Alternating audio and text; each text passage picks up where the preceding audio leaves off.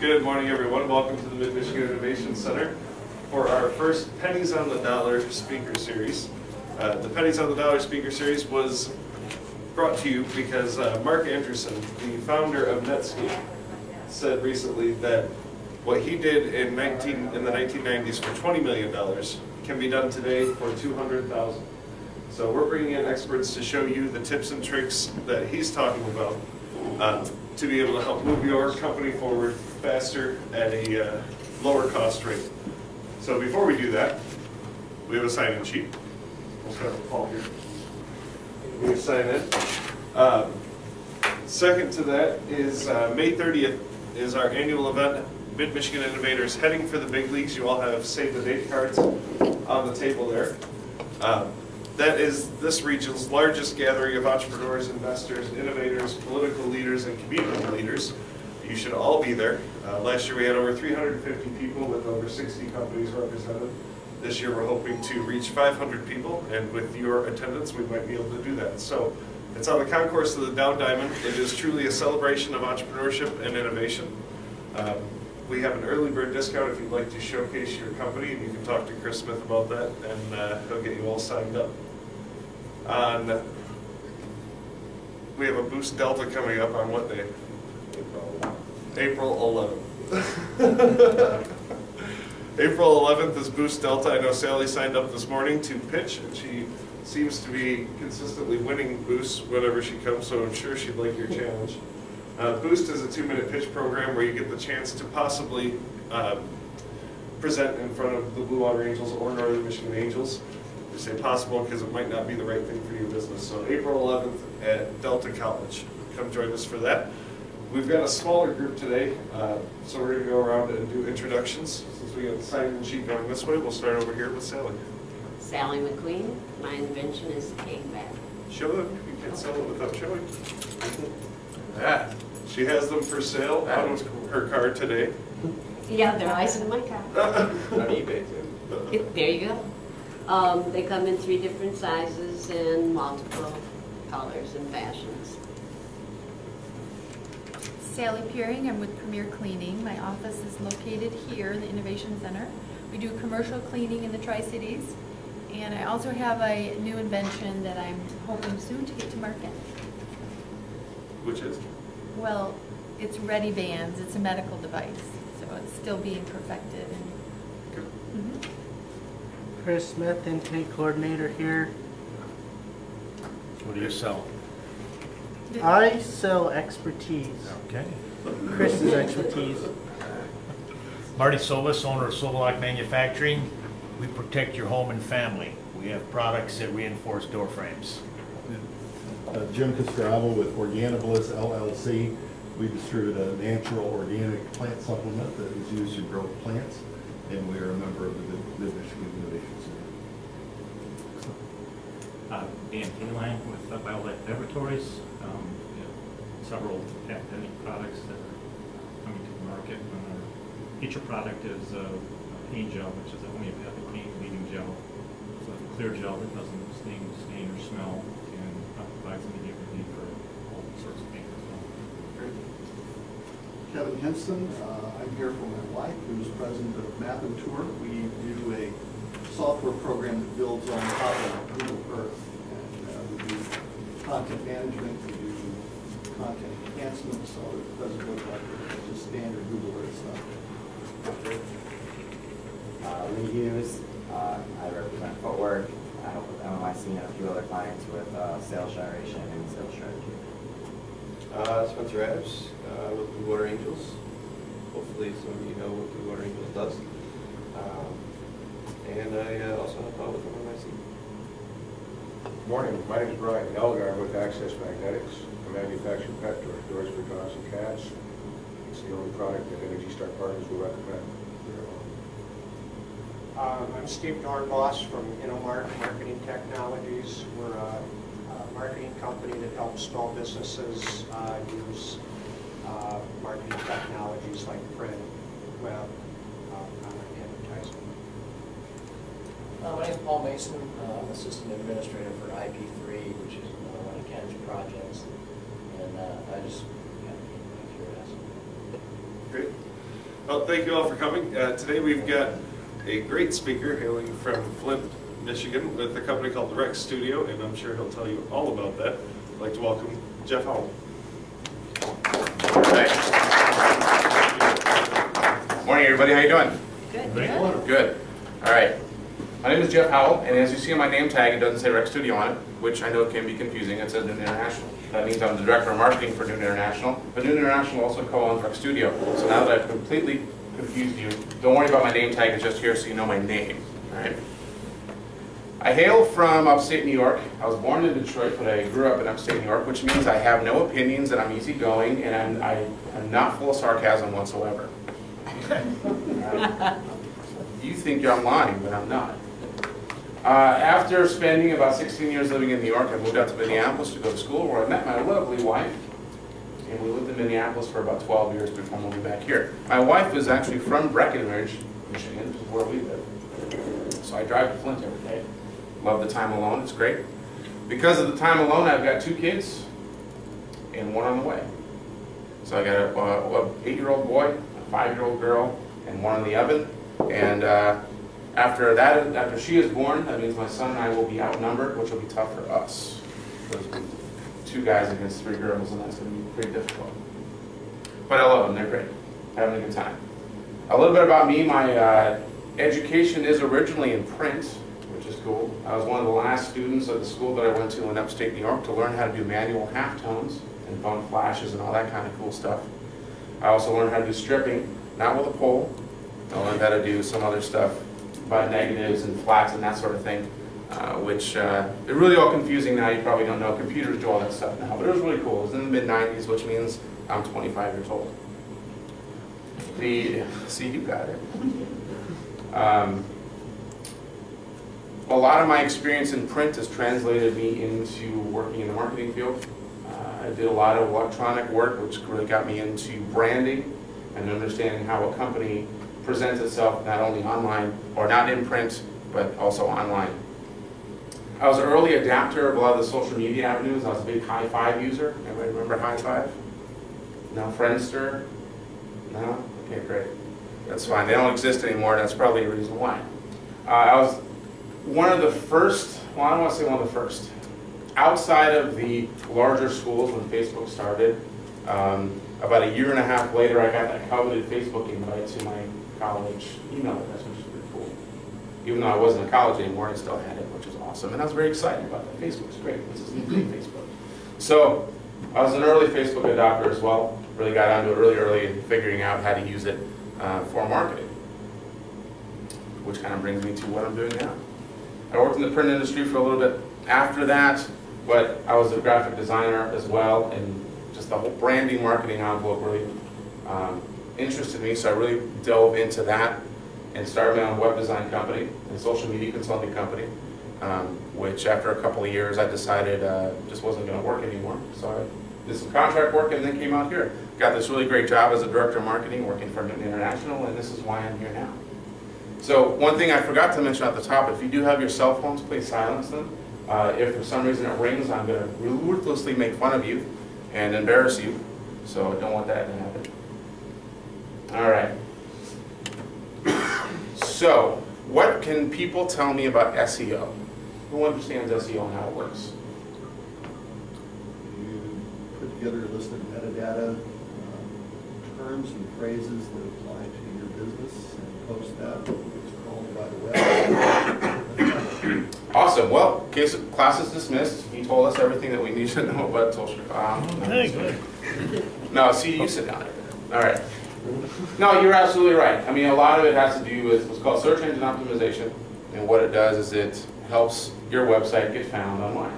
What about social media? How much information do you guys know about social media other than you log into your Facebook account and you get to see little cute pictures of cats and all that kind of stuff?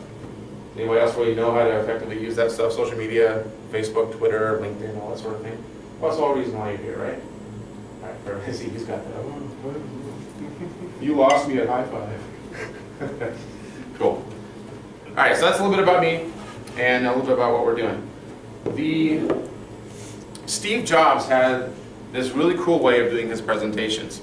And he always, before he did anything else other than introducing himself, he talked about what we're going to learn.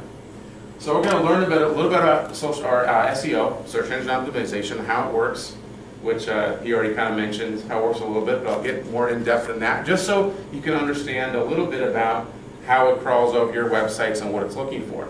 I don't expect you to be an expert in SEO. I'm not an expert in SEO. I just know enough to be dangerous. So we're going to talk a little bit about that, how to take advantage of it, and then we're going to talk a little bit about content marketing, and about that's also part of the SEO envelope. We're going to take a break after that. We're going to talk a little bit about social media techniques, which accounts might fit for what you're doing, some strategy, some engagement, a lot of other things. The social media component is where I'm going to spend a little bit more of my time. You see, Lee's already yawning. I'm already boring him. I just thumbs up at 5. That's all right, man. No problem. So those are the two big components that we're going to learn about today, SEO and social media. So does anybody really know kind of history of SEO, search engines, all that sort of thing? No. All right. A few years ago, more than that, in the 90s, you had these two guys from Stanford that were grad students, and they were working on trying to figure out some ways to index all of these newfangled things called websites. They were trying to figure out a way, as like a library has those index cards, or even at the time they were working on online or computer directories. These guys from Stanford were trying to figure out, well, how can we do the same thing for websites? All of a sudden they had this once-in-a-lifetime holy shit idea that completely changed how we interact with websites and how we find the content and find the information that we need. So now we have Google, we have Bing, we have Yahoo, we have Ask, we have a million different search engines that are out there, but they're all based on the same principle of taking a website, taking the information that it has on it, and indexing it. Now, much like indexing sounds exactly what it is. It takes the information that's on the site and indexes it on a server. So when you're on Google, which is my favorite one, but you can go to Bing, which is, sucks, Microsoft, but whatever, I'm not opinionated about that at all. You can go to Ask, which is kind of the redhead stepchild, Yahoo, whatever, but you can go to each of these search engines. They all have their own little different ways of searching sites and indexing them, but they all sort of do the same thing. They take the information that's on the site, index it based on its content, and then when you're out there searching for stuff, looking for cute cat pictures to put on your website, they'll give you a listing of results based on what you're searching for. What SEO does is the process of affecting the visibility of a website, and it affects the ranking and search results. One of the things that you might see, have you ever seen that commercial on TV where you've got the Intuit website, you've got the maybe websites like GoDaddy commercials where it says, oh, you can do your website for free or low cost or whatever, and all of a sudden they have this one shot, and this, I don't really care about Intuit or GoDaddy, they can do whatever they want, they're trying to make money, just like I am, but there's one image that really pisses me off where they say you can get found online, and if you look at it closely, the search bar is being filled with the name of the company. Well, of course they're going to find you on the first page of Google if they type in your damn company. So that's where, of course they're going to. You search the company name, it's going to show up. What they don't tell you, though, is that that's not entirely how search engines work. You want to do it by keywords, by description. You want to do it by metadata, which I'll get into a little bit. You want to do it by tags on your pictures, captions on those pictures. Every little bit of information that you have on your website relates to how your website is indexed on these search engines. Okay, so it's not just the company name; it's all the other stuff.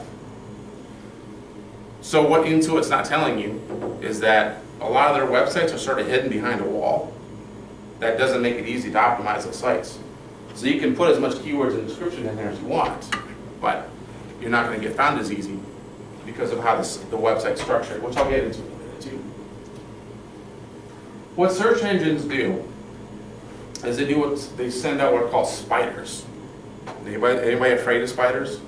I sure am, and they I poop my pants. No, see, Lee and I are on the same page. I hate spiders, and my wife hates them even more. But if we have a spider in my house, who's the guy that has to go kill it? Me. It sucks. I hate those things. But what a spider does when it comes to internet is that the spiders will crawl over an individual website. Well, what is the spider looking for? Well, it's looking for what's called metadata, keywords, and tags. I don't expect you to know exactly what this code is, but this is just a quick kind of a back-end look at what the Rec Studio's website is on the front page. It's these two things right here that you want to pay attention to. The first two things that a spider is looking for, they're called keywords and descriptions. Now these keywords here, ours specifically says Michigan Web Design Company. Well, that's because that's when we want people to find Rec Studio, we want them to find us in Michigan Web Design Company, or Michigan Web Design, or Web Design. This description says the Rec Studio is a web design firm based in Flint, Michigan. We provide web design services, blah, blah, blah, blah. All right, so you can see how we have web design here, we got web design here, we got web design here. So when a spider is going to crawl over the code, which up here is like a head tag, there's some other stuff in here. This is metadata. These are meta tags here, which means metadata is like data about data. It's a simple way to put it. Okay. And it's looking for this stuff right here, keywords and descriptions. So we have web design in there a bunch of times. So when the spider is going to crawl over that, it says, oh, there's web design, oh, there's web design, oh, there's web design again, and then again, and again. So that must mean that this company or this website is about what? Web. Exactly. So when those spiders see that, they're going to index that site. They're going to take the content or the information that's in the code here, this site, it's going to save it on the server, and it's going to say, this website is well designed, there's good code in it, which means it's not messy, there's not a bunch of stuff in there. And then it's going to say, well, when somebody's searching for web design, and they're based in Michigan, it doesn't even have to be, they don't even have to type in Michigan, because a lot of web browsers these days recognize where you're coming from, based on your IP address, based on where you live, based on your prior search results, it knows that you live in Michigan. So if somebody's searching for web design, this site is about web design, and it's got in there a bunch of times, and then I've also read the content on that site that has a lot of stuff about web design. So Google's thinking, oh man, this site's going to be perfect for that guy or that girl who's searching for web design. I'm going to show them that one because it's awesome, and it looks good, and it's got good code, and it says web design all over the place. So that's kind of a simple way of how those search engines work. It says, or how the spiders work, it says, this is what the site's about. I'm going to hold on to this information, and when someone's looking for it, I'm going to say, here you go. This is a perfect choice for you. It might be third or fourth or fifth down, whatever. But here are, 10 results for you that really closely match what it is you're looking for. But it can't do that unless a spider crawls over the code of the site. So that's how search engines work. Sometimes you will get some web designers or business people who will say, okay, I want keywords and description, and I do a million different things. So I'm going to put in web design, graphic design, marketing, social media, basket weaving, sports card grabbing. I'm awesome. I like pizza, shiny bikes, squirrel. All right, they put in a bunch of crap that doesn't mean anything. So what they are expecting to do, they're expecting Google to trick Google into saying, well, if somebody searches squirrel, here's a marketing company website about squirrels, and all of a sudden you're expecting Google to throw that up there by trying to trick it. Well, Google's pretty smart, and it's not going to do that. So when you're thinking about keywords and descriptions, so if a web designer says to you, what kind of keywords and descriptions do you want for your site? Don't give them a long list of stuff. Give them Short, sweet, simple stuff about what you're doing. It has to relate to your business. So even though you might have a company that has 1 million keywords, it's not going to help them. In fact, it's going to hurt them. Because Google's going to, the spider's going to see that and be like, oh, I'm going to choke at all this information. I don't know what I'm doing. This site sucks. Even though your content might be really good. If done right, search engines will continue down the site to pick up keywords in the content. All right, so after the spider goes to the keywords and descriptions and says, hey, there's some good stuff in this site. We've got keywords and descriptions. It's about web design. It's based in Michigan. It's got web design a couple of times. Maybe they throw graphic design in there. Maybe they'll throw marketing in there, but whatever. They got some good stuff in there. Now it's going to say, okay, what's this site about on each page? What does it have in its content? Have you ever heard the term content is king? Bless you. You can let that out, man. It's okay. You're not gonna distract me. He's like, no. No terms for me. Anybody hear the term content is king? I got a question. Yes, sir. You talk about keywords and descriptions. Yes. Is the spider looking just on the home page for those? Mostly yes, but then it does go into the rest of the site. This is what I'm getting to right now. And it's actually words that you got on your site. Yeah, it's actually in the article or in the actual content on like the page. Like say you go in. We'll just pick on your site for a minute. Say somebody's searching for home security. Okay. However, keywords, whatever we set up on there, home security, your site comes up. Okay. But the link that comes up on Google won't be the home page. It might be another page, three links deep, that might be about your products. And that product page might have a lot of information, about home security. So the search results may not be right from the home page.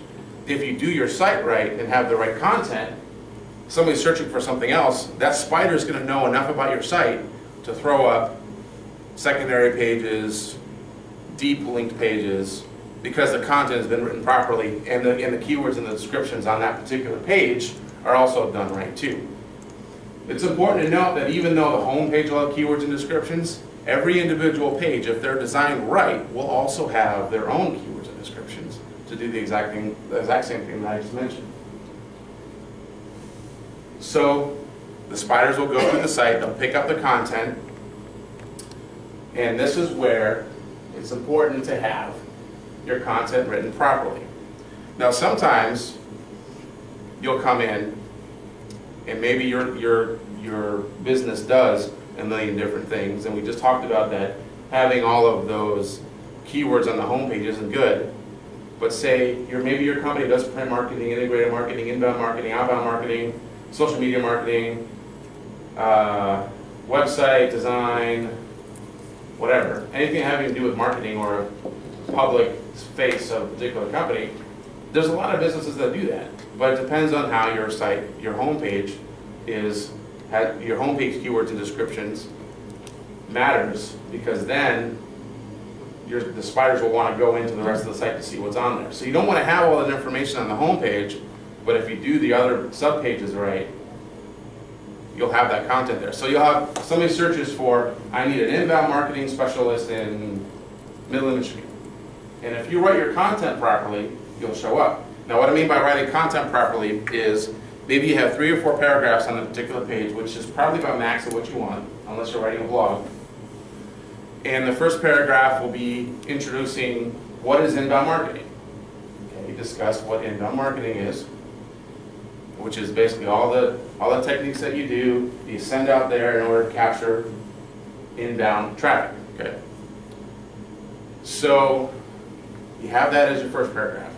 Then the second paragraph you talk about, okay, how does inbound marketing help your business? What are those techniques? What are those things that you do in order to get that inbound traffic? And then you talk about a little bit more, get more detail of maybe some best practices for that sort of thing. The important part is having inbound marketing all over that page and having other really specific keywords on that page that relates to inbound marketing. But not only that, you have to take those same keywords and put them into the code of that particular page. Because when a spider crawls over the search engine, you're going to need to, that spider's going to need to see that those keywords in the description that's on that page in the code is also reflected in the content that the public sees. Does that make sense? So that's why we say content is king, which means that whatever content you write for your site has to be also optimized and not just the look and feel and the back-end code of your site. Does that make sense? Am I as clear as mud about that? You guys are like, oh, I have no idea who's this guy. Who's talking about? Okay. Backlinks. Anybody have an idea what a backlink might be? You will. I know you will, so you just... Stuff you can't see on your site, but words that you can't see on your site, but it's descriptions that the spiders are looking at. Close, sort of. You're in the right ballpark, I think. What backlinks are, they're going to be a hidden page that you can't directly access. Well, maybe you can, depending on how you want to do it. But most of the time, they're going to be hidden pages that you can't directly access through the menu structure of a website. But you could get to if you knew the URL or the address of the page on the website, which will list a lot of links that will take you back to another website that has content that relates to what your business is. That make sense? So you got a page in the website, you got a bunch of listing of links, and those links will take you to other websites that have content related to what you do. So maybe, for instance, for your site, you have your stuff, your backlink page could have, or even within your content, but we'll just say you have a separate hidden page, like some websites do, that will take you to, oh, I don't know, another marketing company. We'll say Minneapolis, Space 150 is a good one. Carmichael Lynch is another good one. Maybe RGA, which is a big company in New York. And you might have some some blogs or some articles or something that each of those particular websites might have that you found interesting that relate to some other content that are on your website. But you link back to them, and that not only helps your traffic go up because you have those extra links in there, because Google loves a lot of linking, because Google loves collaboration, Google loves web, Google loves connecting with each other. It's awesome. And it loves it even more now with its different social media avenues, but it loves seeing those links bounce out to other places, because now all of a sudden it has another resource to show results to somebody. Follow what I'm saying? Yeah. So this would be a link bibliography, so to speak? Yeah, you could look at it that way. And it's not visible to the general user. I mean, unless the general user had the address to go to. But yeah, you could. It could be like a bibliography, sure. It could be where maybe you found some of your ideas for your content. Maybe you wrote something about inbound marketing and you saw a page on RGA that you thought was really awesome, but you kind of need, without like, I mean, you need to edit it and not copy and paste it, but you might want to give credit to that article on RGA, so you can have it at the bottom of that page, or you can have it on the backlink page. Sure. You can look at it that way. So if I link to somebody in my website, this would still be advisable on the back page. Mm-hmm. Sure. I'm good. Is the word web, is that an acronym for something, or is it just a name given? It was a name given just because of how interconnected everything is. The internet actually only lives on 7 7 main server hubs in the whole world. All the different search indexes are on those just huge, massive, I mean, big as room server banks, and they're all connected. And they're all connected to my iPhone, my iPad, Chris's laptops, your smartphones, all the other computers in this office, all the other computers in all the other offices in Midland, and in Michigan, and the country, in the world. They're all connected to each other. And they're all connected through what we call the web. Make sense? Yes. Yeah. So that's kind of where the whole idea of the web comes. So when you look at a spider web, it's the same sort of deal, how it works. So one strand will take you to another set of strands, and then you can decide where you want to go from there. So. All right, so we talked about inbound links are sort of the opposite of what backlinks are. So a good way to get some inbound links would be guest writing for different blogs. So for instance, Marty, if you did a guest post on a home security website talking about your product, you could put in a bunch of links to separate pages on your website that'll take them to the different products, like the home one where you got the 2 bars, and then you got the industrial version, you know, that sort of thing. So you can talk about those products and describe them, and those links that you put in the content will take them to your website. So they're coming from a home security blog to your website. That's called an inbound link. Okay, so that's a good example of that. Another way is if you even if you're not a good writer and you don't want to spend the time or just don't have the time to do that writing, you could go to those particular websites. You could contact the webmaster or the administrator of that and just say, hey, look, I do this. I love your content, love your blog. I get a lot of good ideas from it. This is what I do. Can we kind of build a link relationship? And a lot of times they'll link your site on there somewhere. It may not be prominent. It may not be, hey, we sponsored this company, but they just might have it on their site somewhere as an interesting link. You know, a lot of sites will have, you know, some page on there. It might be hidden, but you know, interesting links that this company likes, and you might get listed there. That counts as an inbound link, and Google likes that stuff. And then the last thing for some of the tactics of SEO is image search, local search, and video search. How many use like Bing or Yahoo or Google to like search for really cool images? Now I'm not just talking about cute cats, but you know, I use this all the time. If I'm, what are you laughing at? I have a thing for cats. Seriously, you guys laughing at me for no reason. So a lot of times I'll search for logos for something I might need, or I'll search for, if I'm doing a post on Newton International's Facebook page, something about interviewing or resume writing or whatever, and I'll just do a Google search and see what's out there, okay? And some of them I can use, some of them I can't, be based on restrictions or whatever, but it gives me an idea of what a lot of people are seeing when they search for those things. And so when I put them into a blog post or put them on Facebook, they'll make sense to people. So that's why I do those image searches. Well, the image searches show up based on the captioning of that image. So if you post an image on your website or your blog, you always have the option to do what's called a caption or an image description. And that's important because you want to have those things in there too. So if somebody's doing an image search and say, Marty, I'm just going to pick on Marty's site again.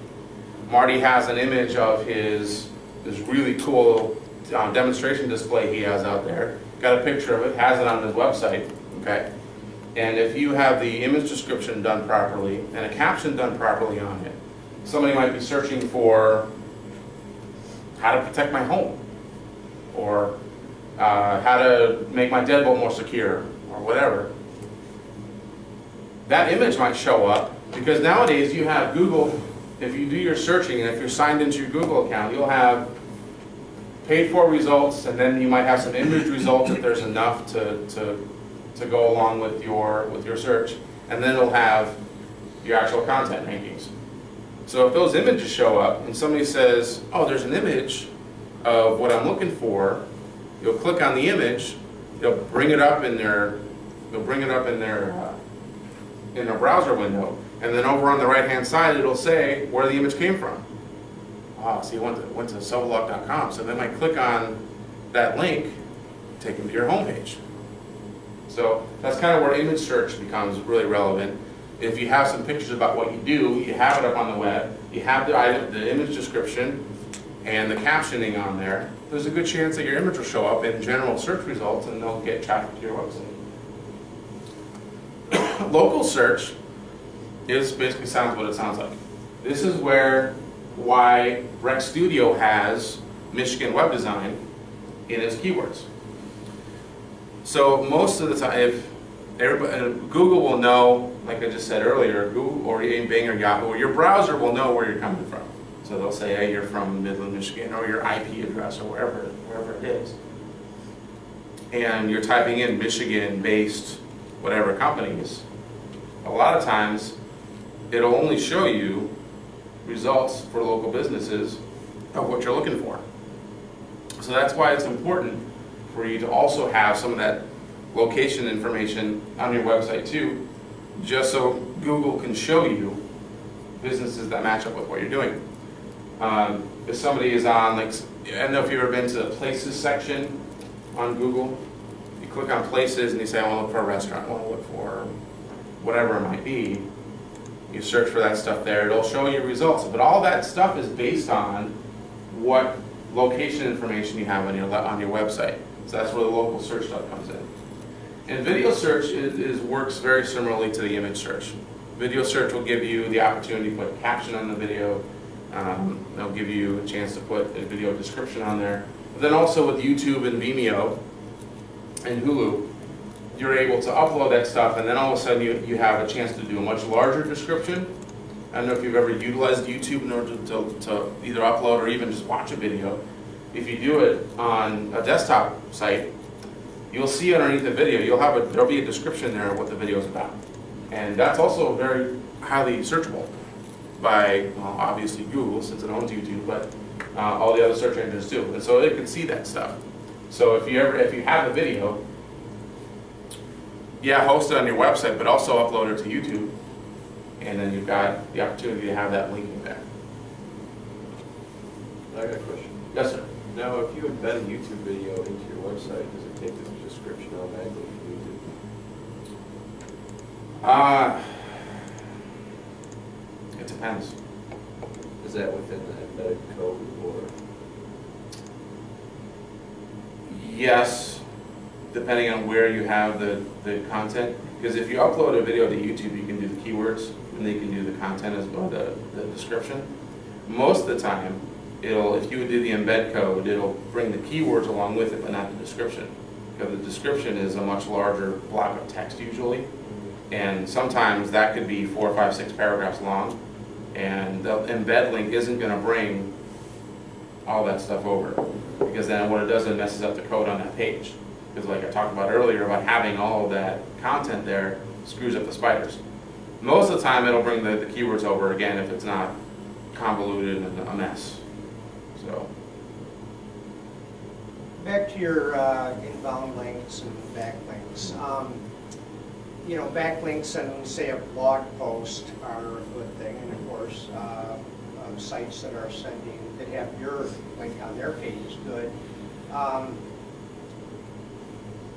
But these link building sites that, you know, just those, and especially with some of the new changes Google has made, those can actually hurt you.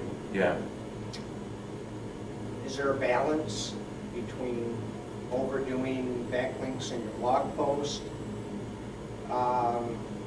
Yeah, there's always the whole idea of discretion and not overdoing things. Maybe relevance. Yeah, I mean, you have to, with everything I'm talking about, there obviously has to be a strategy. There has to be a reason or purpose for doing all this stuff. And you can't just throw a bunch of stuff out there on the interweb and expect something, I mean, something will stick eventually, but it may not be what you want. It could be those listing sites. For those of you not familiar with what he's talking about, is that there are sites out there that will just take a bunch of those links that it finds online that are relevant, and it'll be under a website that may sound like or look like it's a credible thing, but essentially all it is just a list of links to other places. And there was a feeling a few years ago that those were actually a positive thing, but now with a lot of the changes that Google, Bing, Yahoo, Ask have done, they're trying to eliminate that stuff because it doesn't bring up relevant, good content with a lot of integrity. It just brings up a bunch of crap, and that's what you don't want. If you're out there actively trying to grow your business by utilizing some of these tactics, the last thing that you want is your link on a shitty site. So you have to be very careful about where you put that stuff out there. Blogging's awesome. You want to do that on blogs, but you also don't want to do too much, because then all of a sudden you might get picked up on that stuff, but then you might also, you're missing out on some other opportunities to be on.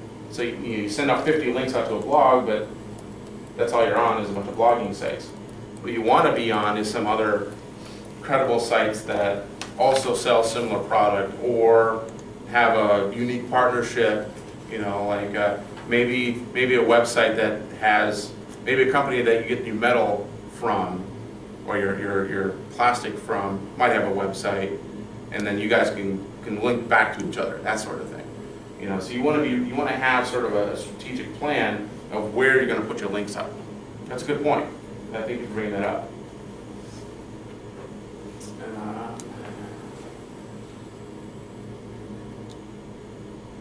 Yeah, we already talked about some of this stuff, having the metadata related to the keywords about the website, and a short description of the info the site carries. You know, we talked about that at the beginning.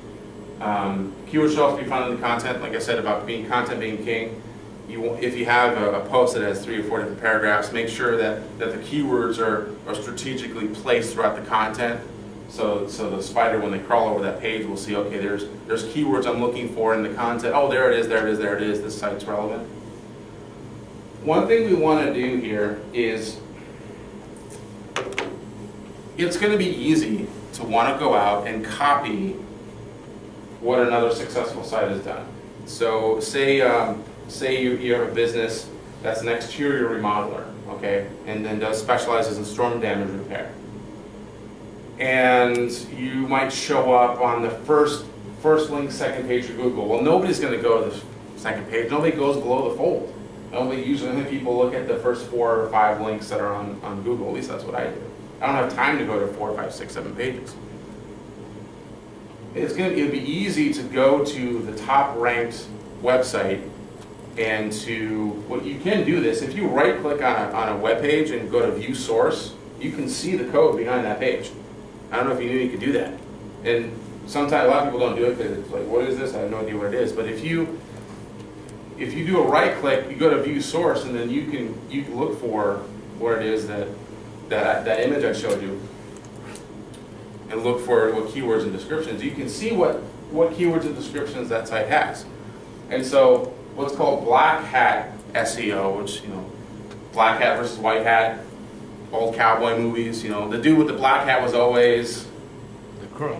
Right, the guy with the white hat was always all right, the good guy. Okay.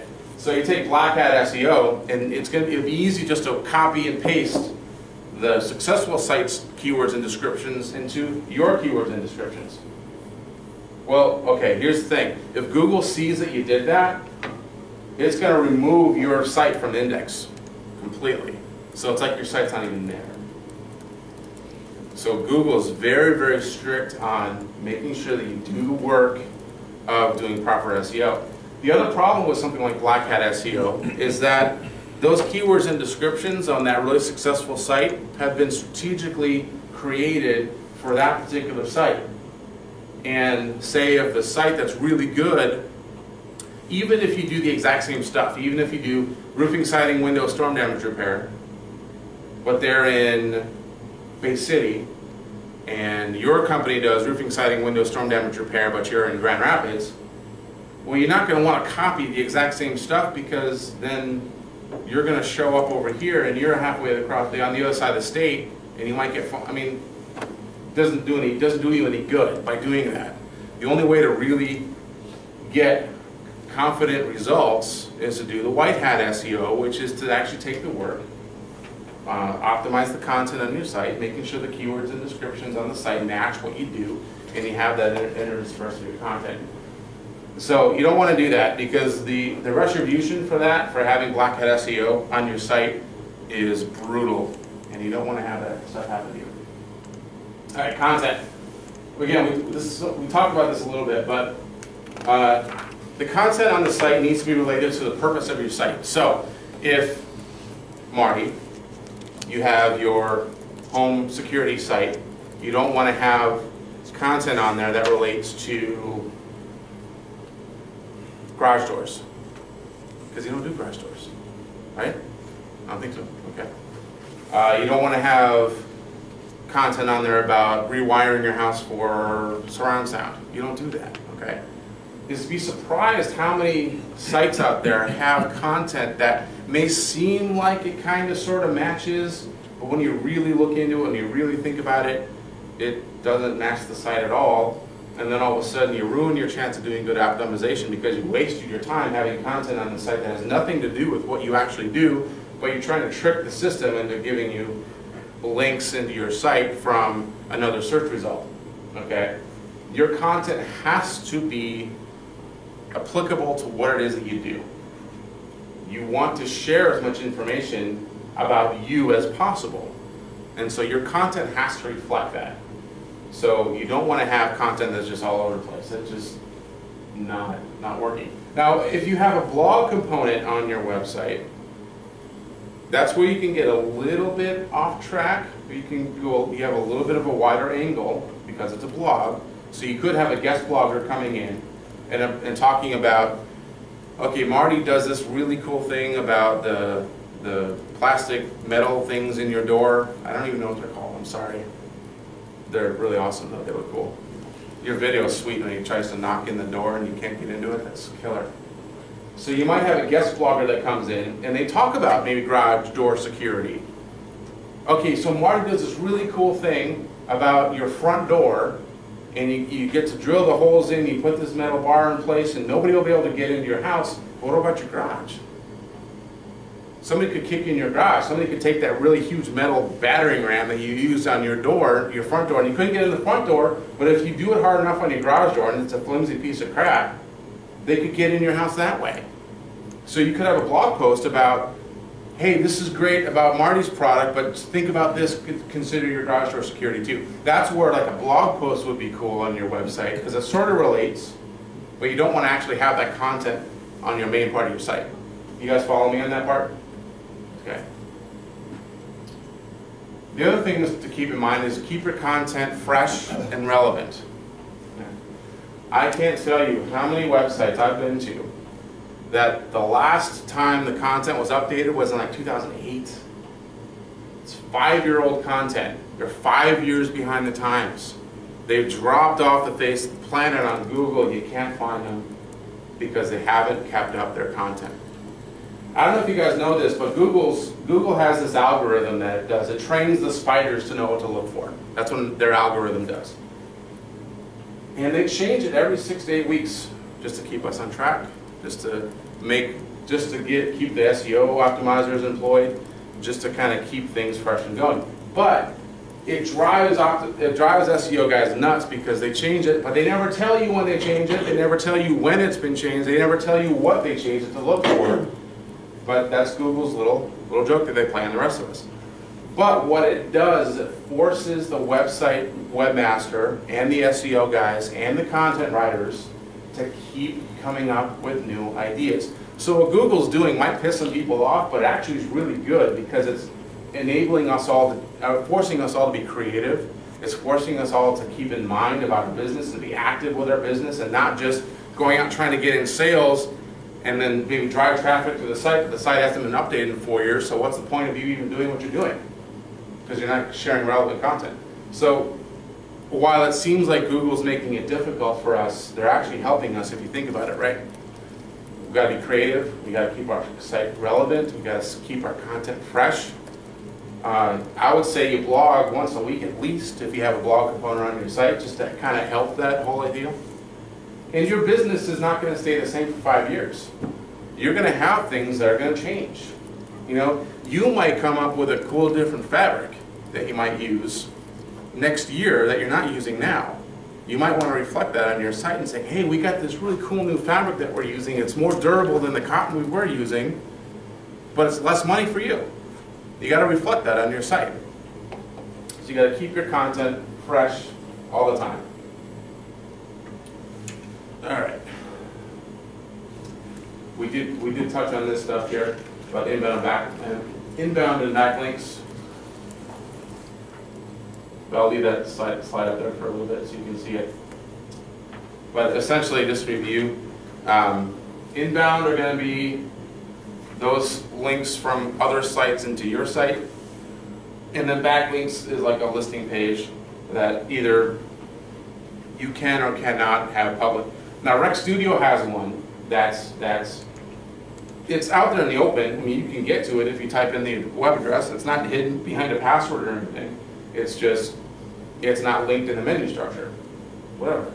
And that's what you normally would want to do, is you want to just have it out there.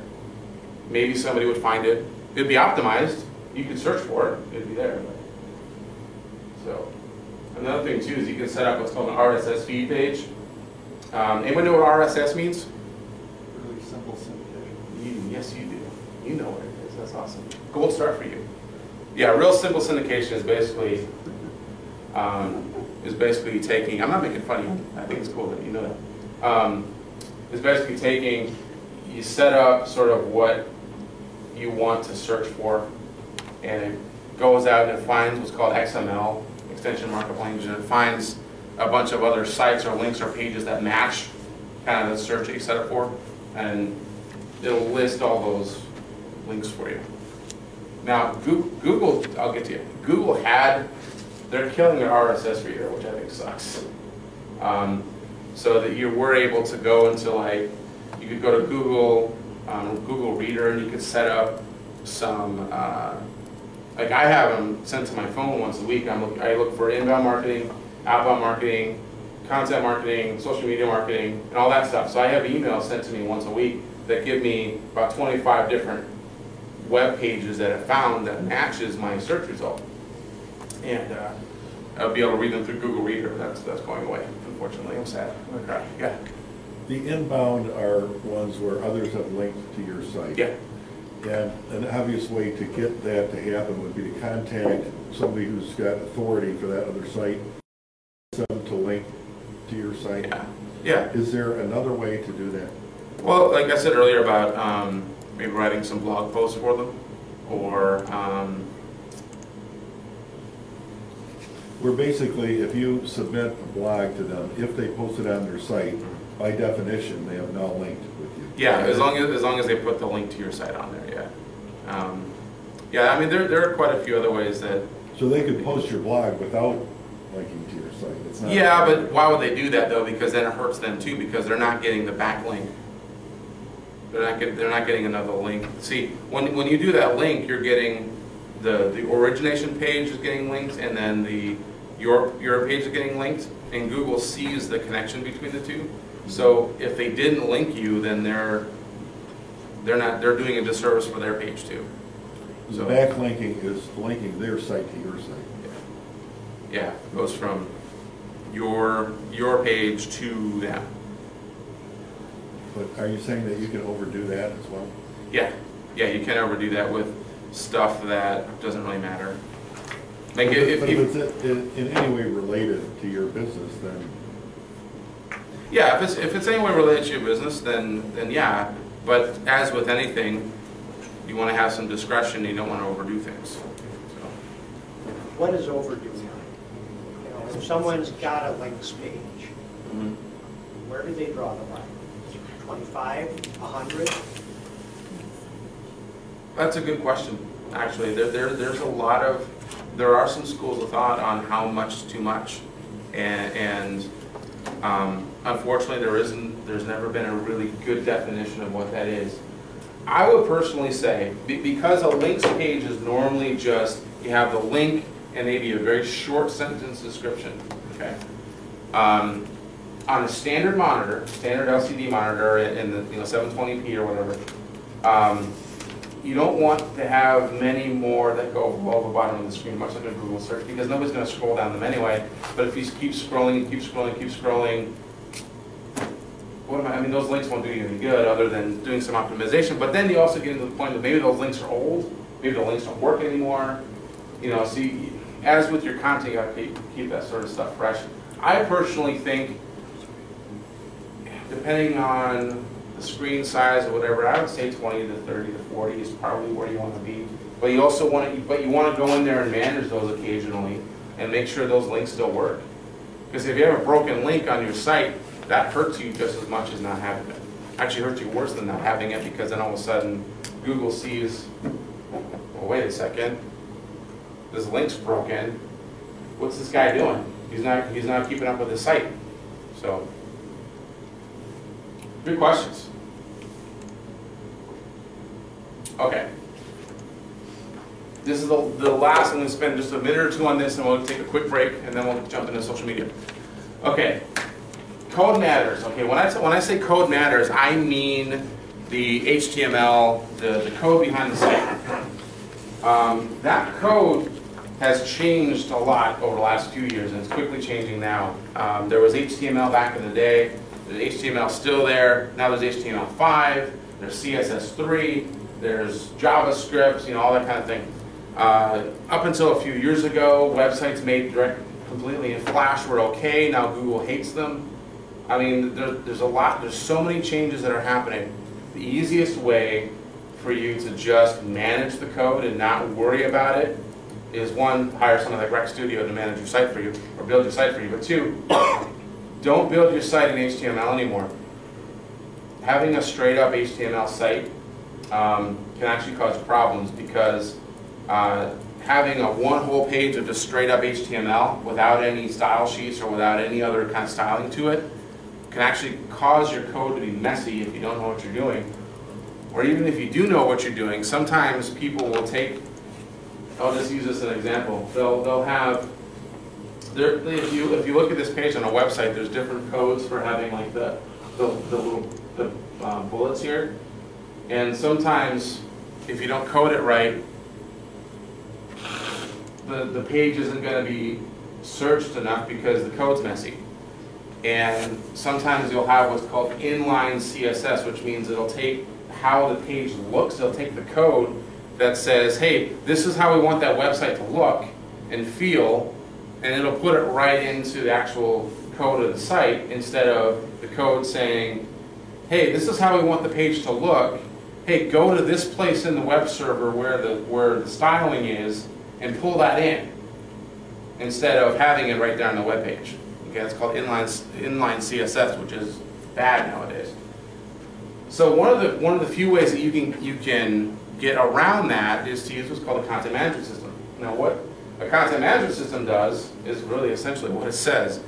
It helps you to manage your content on the site effectively without having to use something like Dreamweaver to open your code files up and then change your content, resave it, re-upload it to the server, which can be a mess. Content management system allows you to do it all right there on the fly.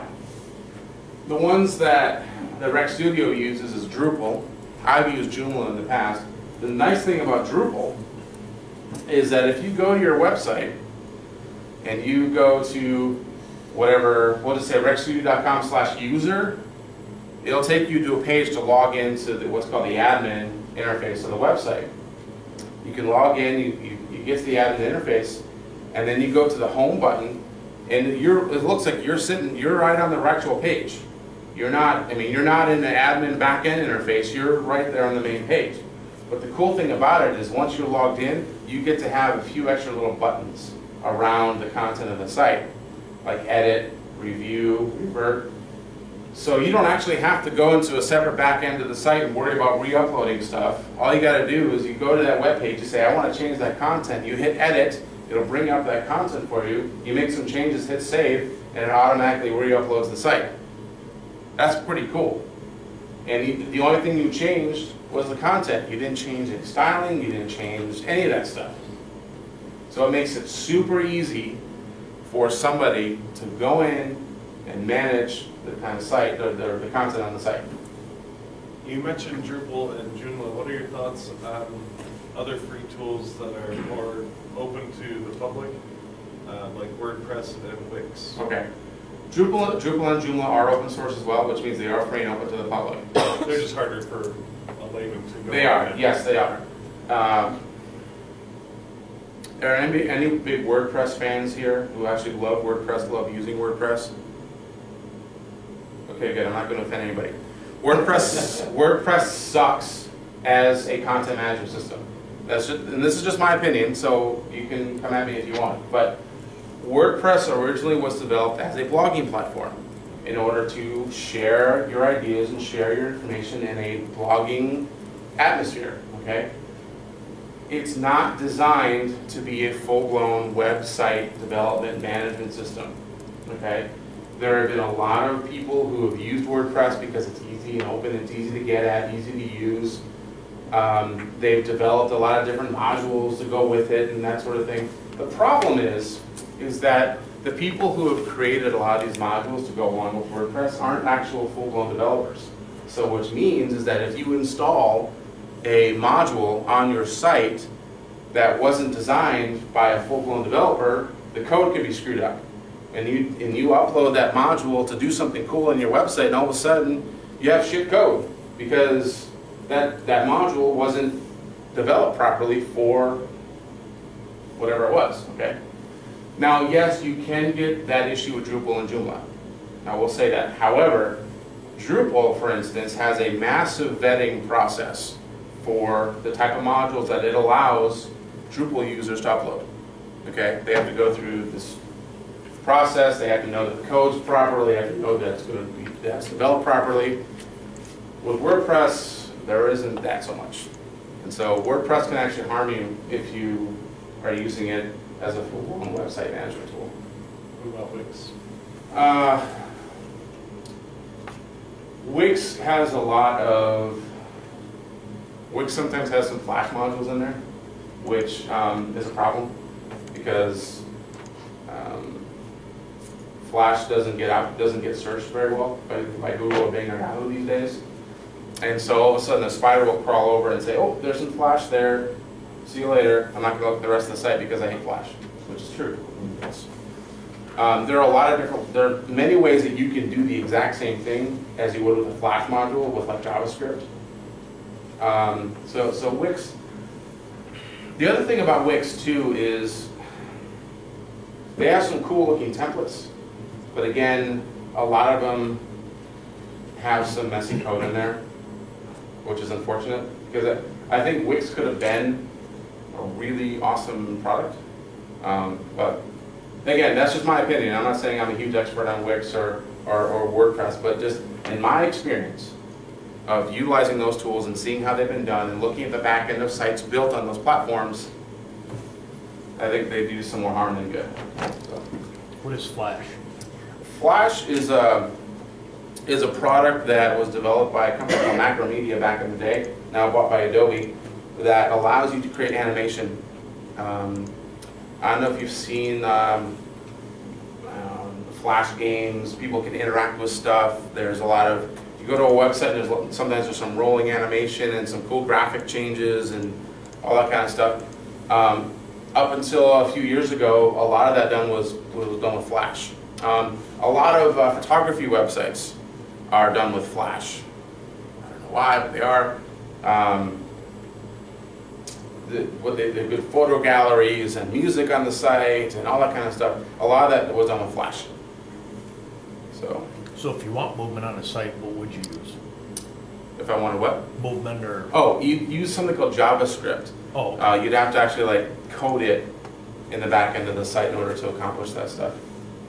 When doing Drupal and WordPress and stuff like that, when you were talking about being able to edit it simply, will it just automatically do it in the cleanest format possible on the back end? Because what you're putting in, it's not putting in. It's actually transferring it into HTML, right?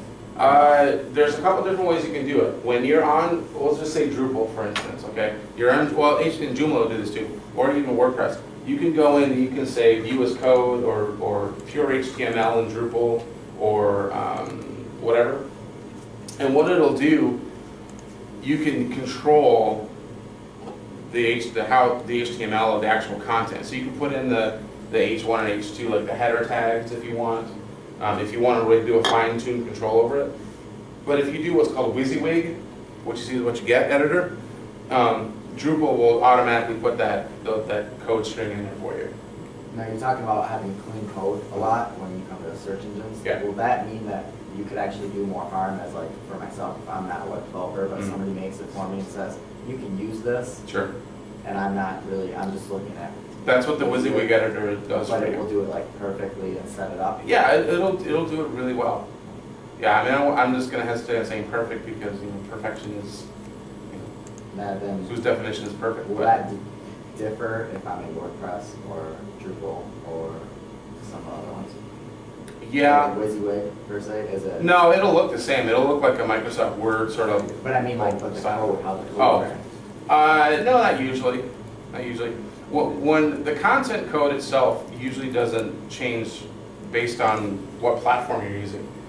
What concerns me the most about, and I'll end on this before we take our break. What concerns me the most about WordPress, Drupal, Joomla, Wix is how the actual site itself is coded, and that's what the issue is. So, all right. If there's no more questions, let's take a 5-minute break, and we'll come back and we'll hit social media.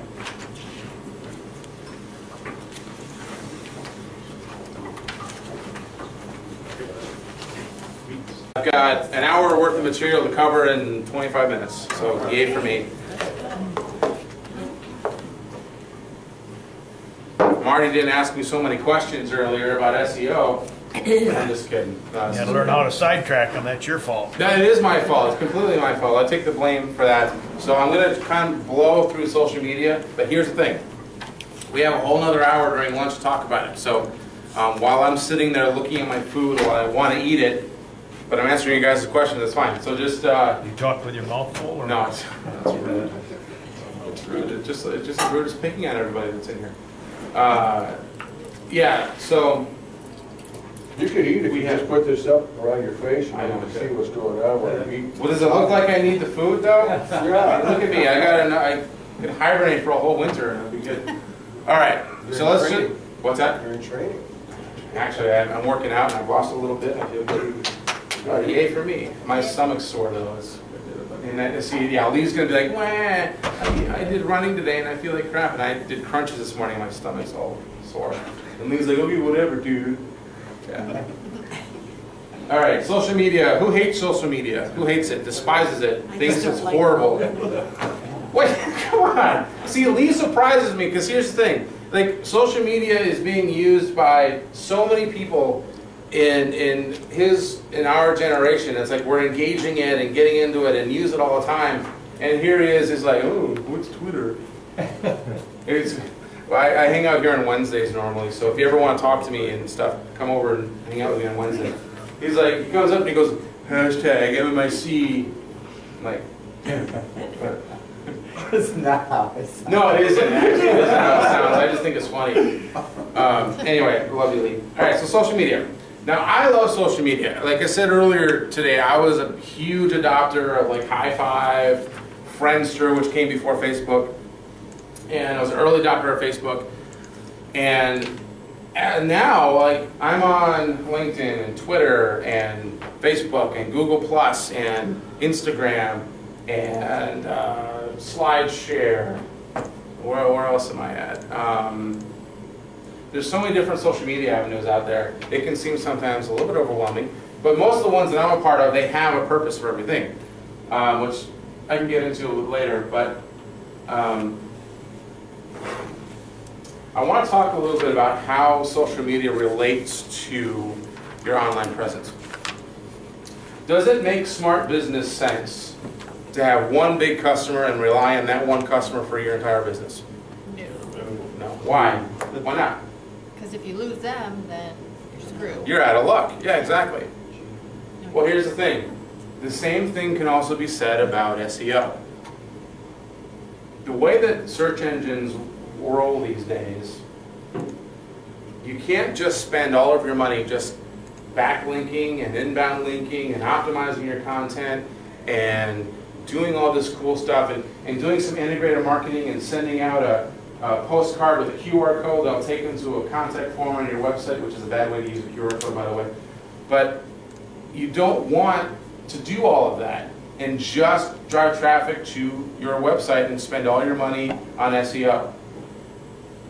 So you got to add some social media component to it. You got to what I call diversify your digital portfolio. Some other ways that you can do or to do that is you could. I just get disconnected. Sorry. You can build up some RSS feeders on your blog. You can work on email marketing, which I love email marketing. I think email marketing is awesome, and it's a really good way to sort of increase your exposure to your social media and your online presence, because you can all of a sudden take your email. What's that? I guess I haven't seen anything with email marketing. Just email everybody. Oh, yeah. Ask them to buy your book. Sort of. What you can do with email marketing, and I'll just touch on this for just a second, is you can take some, you get to build an email list through, I don't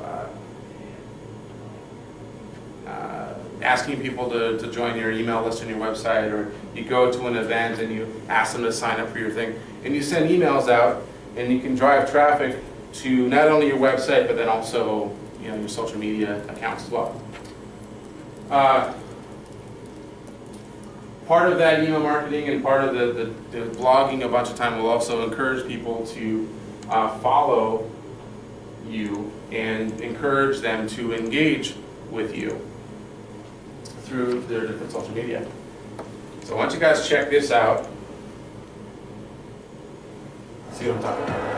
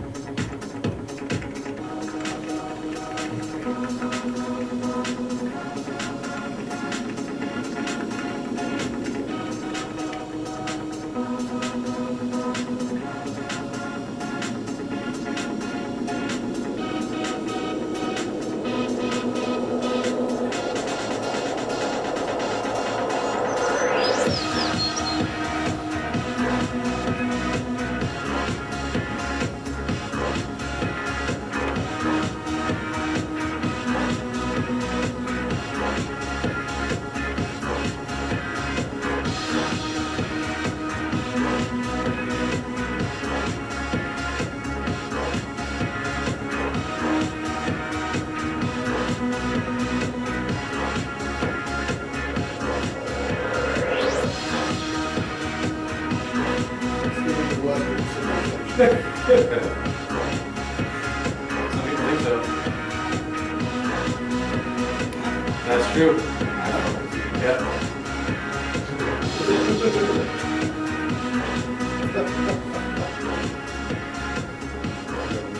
All right.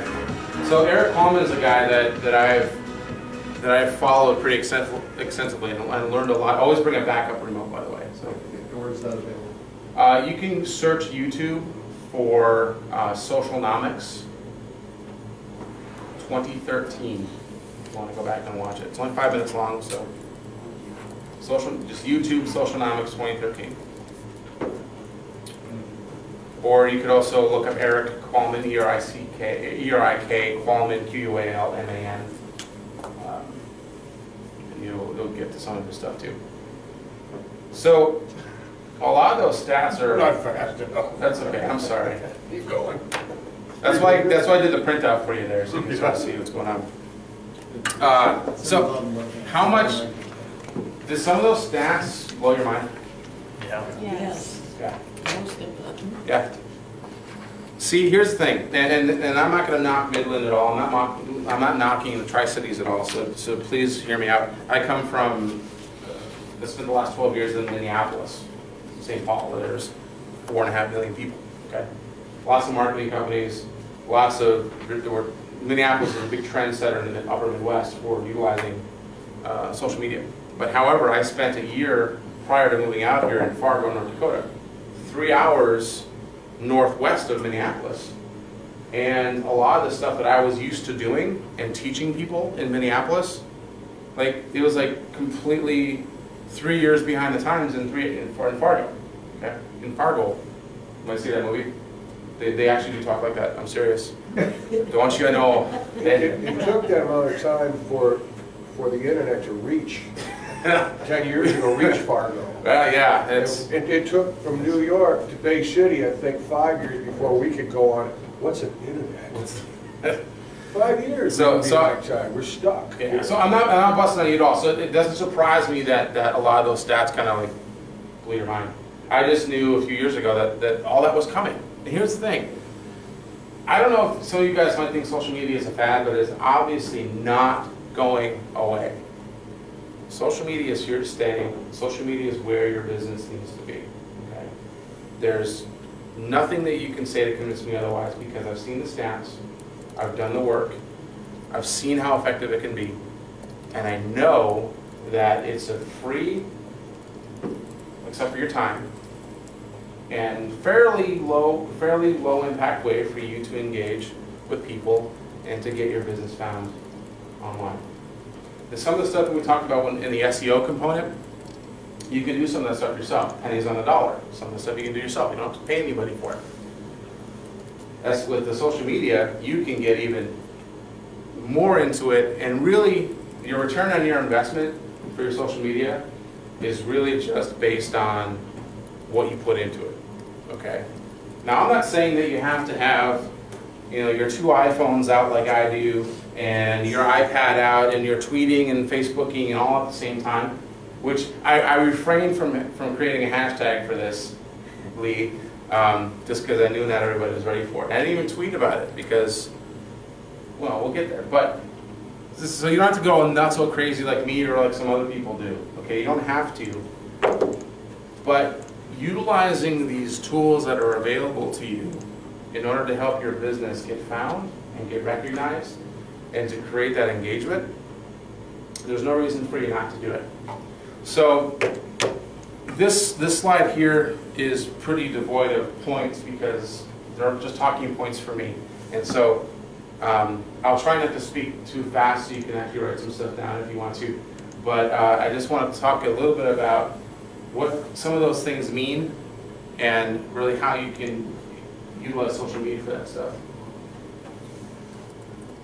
So when I say engagement, I don't mean getting down on one knee and asking that special person to marry you. That's not what I'm getting at. And engagement sort of is a buzzword that in social media, which I don't like using buzzwords in social media. There's a commercial out there from Adobe that has this guy, or has these group of guys having like, you ever seen that, that thing from Back to the Future that Doc Brown had in his head from the original movie? And so you got a couple of these guys sitting there with that on there, and their fingers attached to like a lie detector machine, basically. And they're every time that they bring up a buzzword, somebody shocks them. Like, they'll say engagement, like, they'll say ROI, because people have used those buzzwords so much that they sort of have become, well, they've lost their meaning. And then the other issue is that you get a lot of people who talk a big talk, who spend a lot of time buying followers online, and they do these huge seminars and they throw these buzzwords out and they make themselves look like experts. So if you ever see somebody that calls themselves a social media expert, run away from them. If you see them say that they're a social media expert and they have 104,000 Twitter followers and they're following 100,000 Twitter followers, run away from them because they don't know what they're doing. What's the biggest component do you think about social media? The word of mouth. It's the ability to talk not just to somebody in this room, but anywhere in the world. Sure. And express it in a way that identifies you and your product. You're being able to talk truthfully to them. Sure. And it's not just you as the advertiser, it's him as a buyer. Can tell somebody, hey, I just bought this. Believe me, this thing really works, and he's not paid to do that. And what is that interaction called? Socializing. Exactly. So you had your hand raised, I'm sorry, what were you going to say? I was just saying relevance. Okay. That you can have a million people following you, and if they are really, like the entertainers, a lot of the entertainers will have that many people following them, but they truly are really interested in what they're doing. Right. So it's relevant. Like I follow Conan O'Brien. I think he's funny as hell. I love that guy. But he's actually only following one person, and her name is Sarah, and she's just a fan of Conan O'Brien. And when he set up his Twitter account, he said, "I'm not following anybody but one person," and it was really cool. So he sets up his Twitter account, and he just randomly picks this person out of, at the time, the few thousand people that had followed him, and he just picked her. Well, she's picked up a ton of followers because Conan O'Brien is just following that one person. And in fact, she got her wedding paid for through some of the followers that she had picked up through Conan O'Brien, because Conan O'Brien has that much influence to impact that.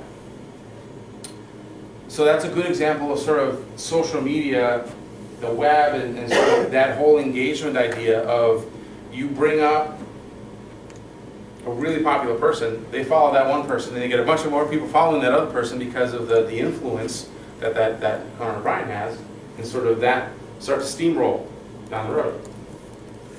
So when I say that you see somebody that has social media expert on their title, run away from them, I don't call myself that. So don't call me a social media expert. I'm not.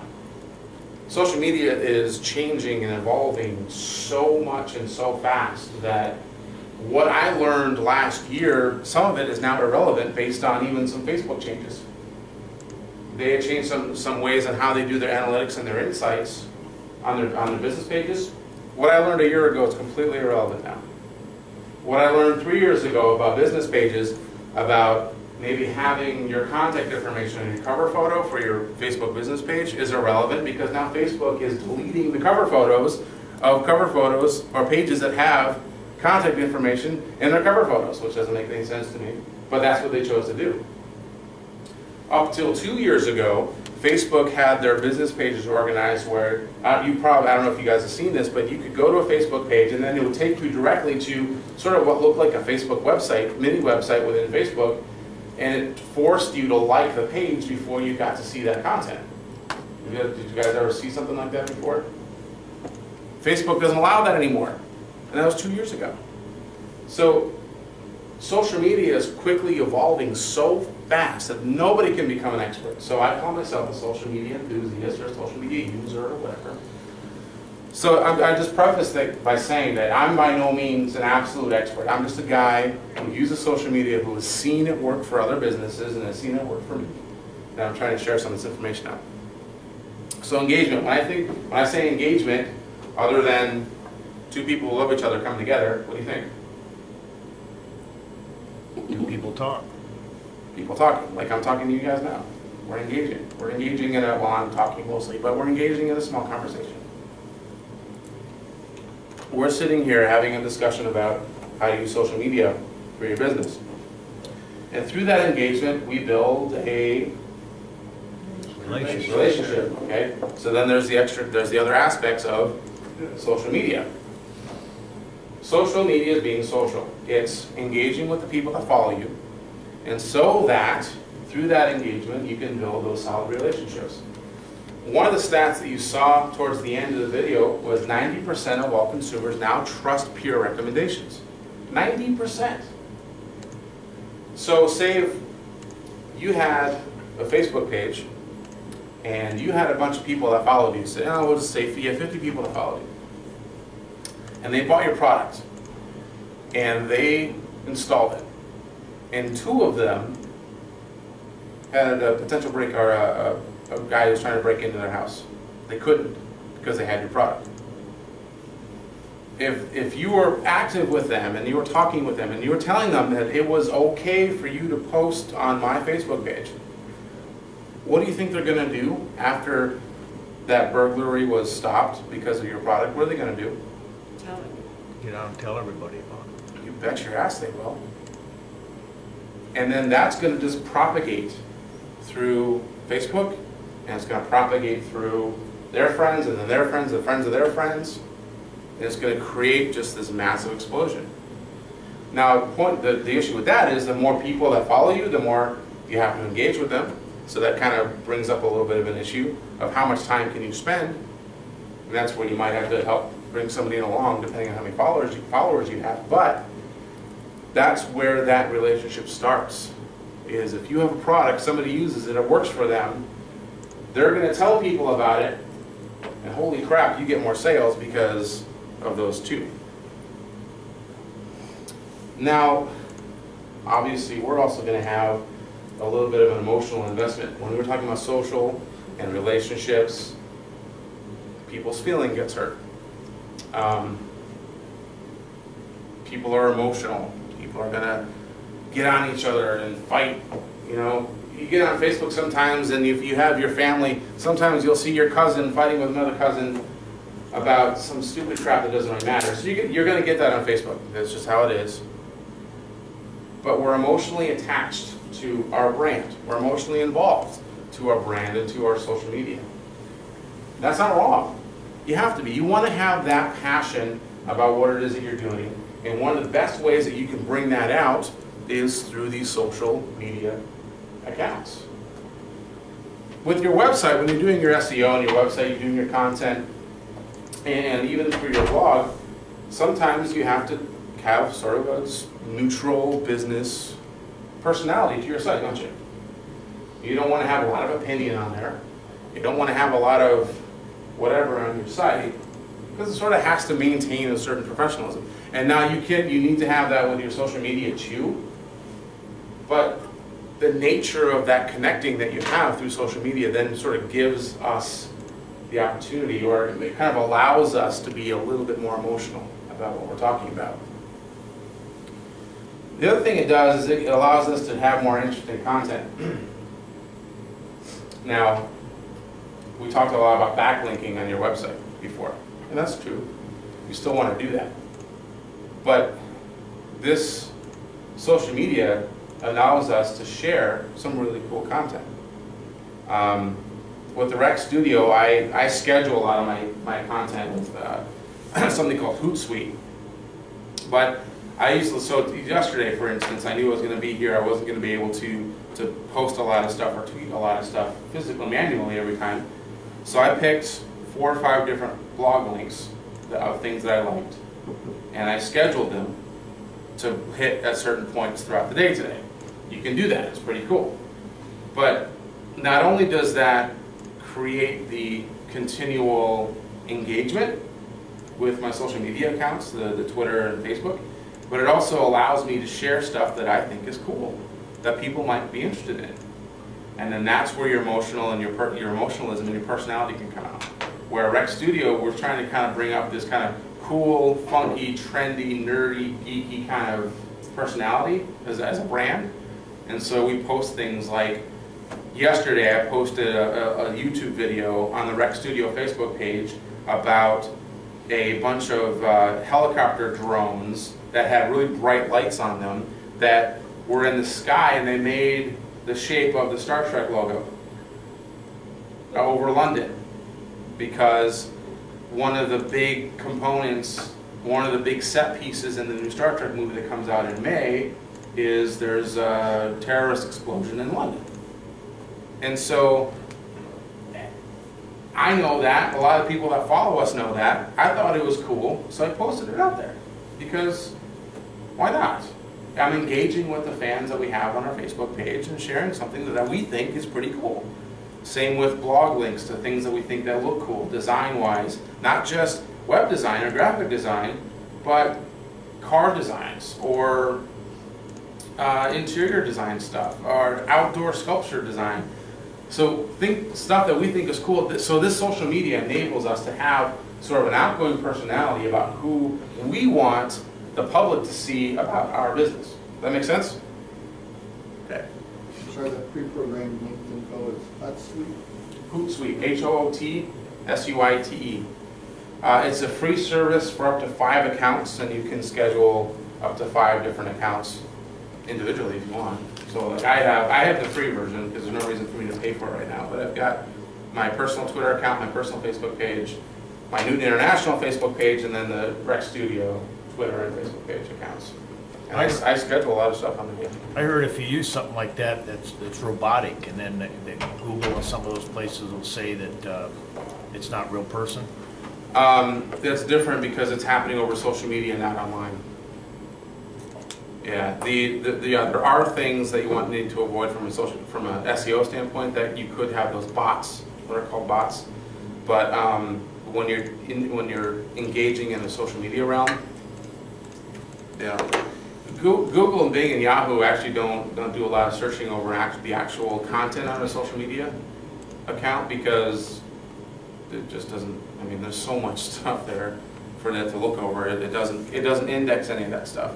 It'll index the personal profiles, but it won't index the actual content that you're sharing. So it doesn't matter. Even though some of it might be impersonal, that you're scheduling it, your fans, the people that follow you, are wanting some engagement and some content. So even if you are scheduling it, they know that you've engaged them enough to give them something that you know that they're interested in. So even today, if I'm here, I'm not able to physically do it manually. Whoever follows the Rec Studio account is going to know that there's something there. So you got to build on that momentum.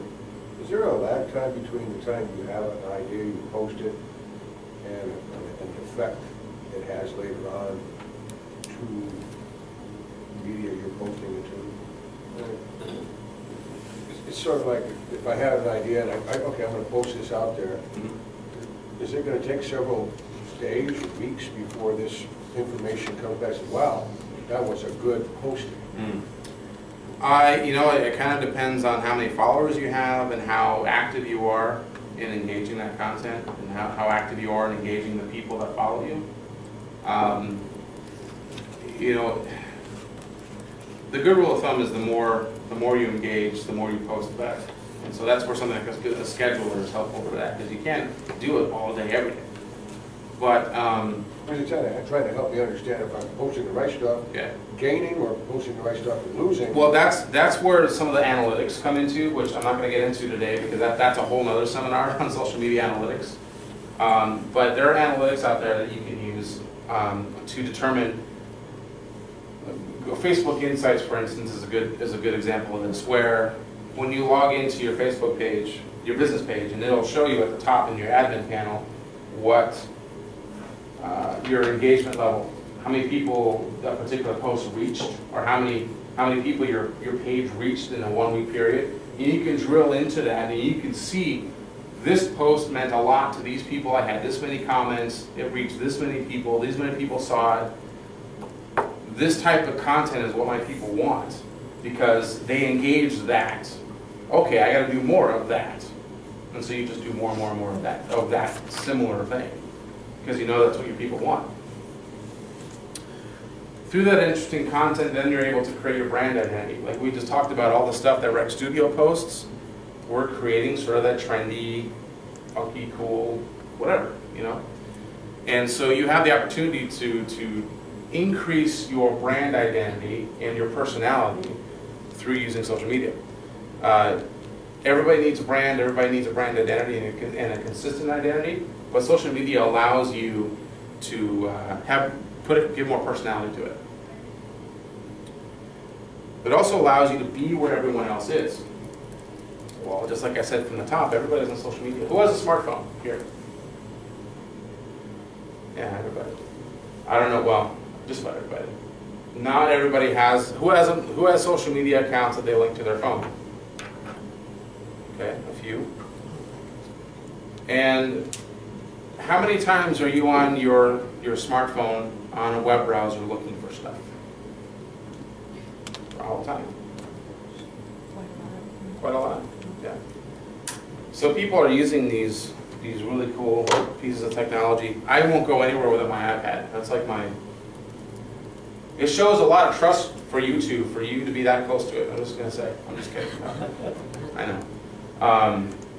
So I'm using these devices all the time. All right. And I have my social media accounts on them all over the place, because I know that I need to remain connected to not only the people that are connected to my business and my businesses, but also to me personally.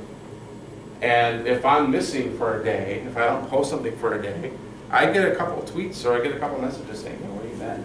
What's going on? You all right? You busy? What you doing? People notice that stuff. And so you want to be where everybody else is. And that's where social media is. Contrary to whatever you might think personally about how effective social media is, or whether or not you think you want to spend time there, or how much time you think you can spend there, or even if you know how to use it effectively, the point is that most people are on social media. 3 years ago, or 3 years ago, what do you think was the largest or the biggest group of people to sign up for Facebook about 3 years ago? What do you think the age group was? 15. Teenagers? No. 38. No. Baby boomers? 65 to 80 age group 3 years ago were the biggest group of new Facebook adopters. And my 24-year-old son says that their age group are abandoning Facebook by droves because It's like a gossip column, that's all it is to me. Because of what? I don't like it at all, basically. because of all the old farts on it. Actually, I just read a study the other day that said that demographic is still the most gained the most traction as far as social networking goes. I think 45% of people 60 and older were on Facebook, and now it's jumped drastically 10% to 55%. Yeah, you're right, it has been. And a lot of the reason why some of the millennials, we call them, are leaving is because they strive, or they're so desperate for that personal interaction. This is kind of a social type of thing, but they grew up in an environment of texting and email and instant messaging and all that sort of thing. And so a lot of the mid-20s are, once they get out of college, they're like, well, where's all my friends that I could tweet and text and Facebook? And so they're not using it quite as much, as because they're still kind of needing that social, personal, face-to-face interaction. That's a whole nother seminar on its own. But yeah, that is true. That age group is sort of stopping to use that. They are still using social media in some instances. They are using Twitter quite a bit. They tweet a lot back and forth. And Google Plus is seeing a lot of adopters in that sort of mid-20s to early 30s group. But yeah, Facebook is sort of becoming less cool for that age group, because it's being bombarded with, brand, which is what we're talking about here, brand messaging, and people that are just bickering back and forth. And I think it frustrates some of them. Another related, on Twitter, I heard that, and this is probably about a year old, that half the traffic on Twitter is promoting Justin Bieber, Selena Gomez. It's not quite as bad. Stars and that kind of stuff. Yeah, it's not quite as bad now. It was about a year and a half ago. It was pretty much up there. You do get some what are called bot traffic. You do get some fake people, fake accounts, fake followers, and that's why I completely want to destroy all of the people who say that you can buy 1,000 followers for $50. I think that's ridiculous. You don't want to buy any followers because then they don't mean anything to you. Because you're not able to engage them. They don't give a crap about your brand. They just increase your numbers and that they're fake. So I won't get on that soapbox right now. One real quick thing, I'm going to take just a couple of minutes to get on this. And I want to talk about, okay, so we're talking about social media. And we're talking about using it, why it's effective, why we want to use it, despite the fact we have a few people that aren't, a few interest groups that aren't using it. Why do we want to be on it other than engagement, relationship, sharing your information, all that stuff? Well, there's some really cool stuff about social media called market research. Well, we've done a lot of social media today, which is where I got this article from. Talked a lot about how to really use social media to track things in real time. One of the things you can do with social media is you can track trends with social media with real-time insights. I talked a little bit about hashtags earlier, where if you want to find out what some people are talking about in a specific industry, for instance, when I first got to Newton International, it's a business services company that specializes in recruitment and placement. And so what I did is I got onto the Twitter account and I hashtagged staffing, recruitment, and placement, just to see what other Twitter accounts are out there, but also see what other people are saying about those topics. And so I wanted to see what people were talking about, what they were saying, what type of information that they were looking for, how are they engaging those industries. And so I did some market research and found out that a lot of sort of the general labor people aren't really engaging with that. It's a lot of higher end. It's a lot of the engineers and the executives and the high-class admin assistants, that sort of thing. So what I did then is I was able to take that analysis and that research and say, okay, so my social media and my brand for Newton International has to be of higher caliber. If we're going to attract a certain group of people, and the general labor people don't really care about how that interacts with them to begin with, well, I need to stay up in this really high-end, high-ticket place. And so everything we do, our branding, our print material, our online presence is all geared towards being targeted towards that higher caliber of individual. So, but I found all that out through doing a market research or real-time insight analysis. Another way you can do it is you can learn the language of the people that follow you to have a different message. So when you're creating a blog or you're doing a Facebook post or whatever, you can do some analysis on, well, what are people saying? What do people want to hear? What's the kind of language they're using back and forth? And you can craft your message accordingly. We talked about the quick research. I touched on that about using real-time aspects of social media, like using hashtags, that sort of thing. If you're on Twitter, over on the left-hand side, you'll see something like trending topics. Google Plus has this too, where you can see what's trending throughout the day, and it'll give you topics that people are talking about throughout that day. You can do your social media to broaden your scope of your market research. Now, you can spend money on market analysis. You can go to a marketing agency, and they can do some of that for you. And that stuff's vital and important. I'm doing some of that. We're paying some people to do some market analysis for us, but you can also utilize social media and those analytics that you can do on your own to find out what people are looking for, what they're saying, what they want, how they want to interact with you, that sort of thing.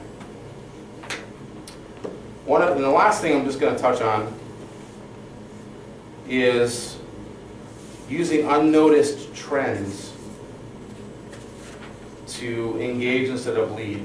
And what that means is when we are on doing our business and we're out selling and we're out trying to grow our business, one of the things that we're trying to do is we're trying to pinpoint our unique selling proposition. What makes us different than somebody in our competition? Or maybe we have no competition, but what are we doing to share that?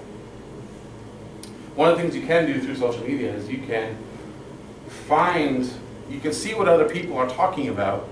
Okay, great, but there's a lot of traffic, there's a lot of people in that realm. How do you cut through the clutter?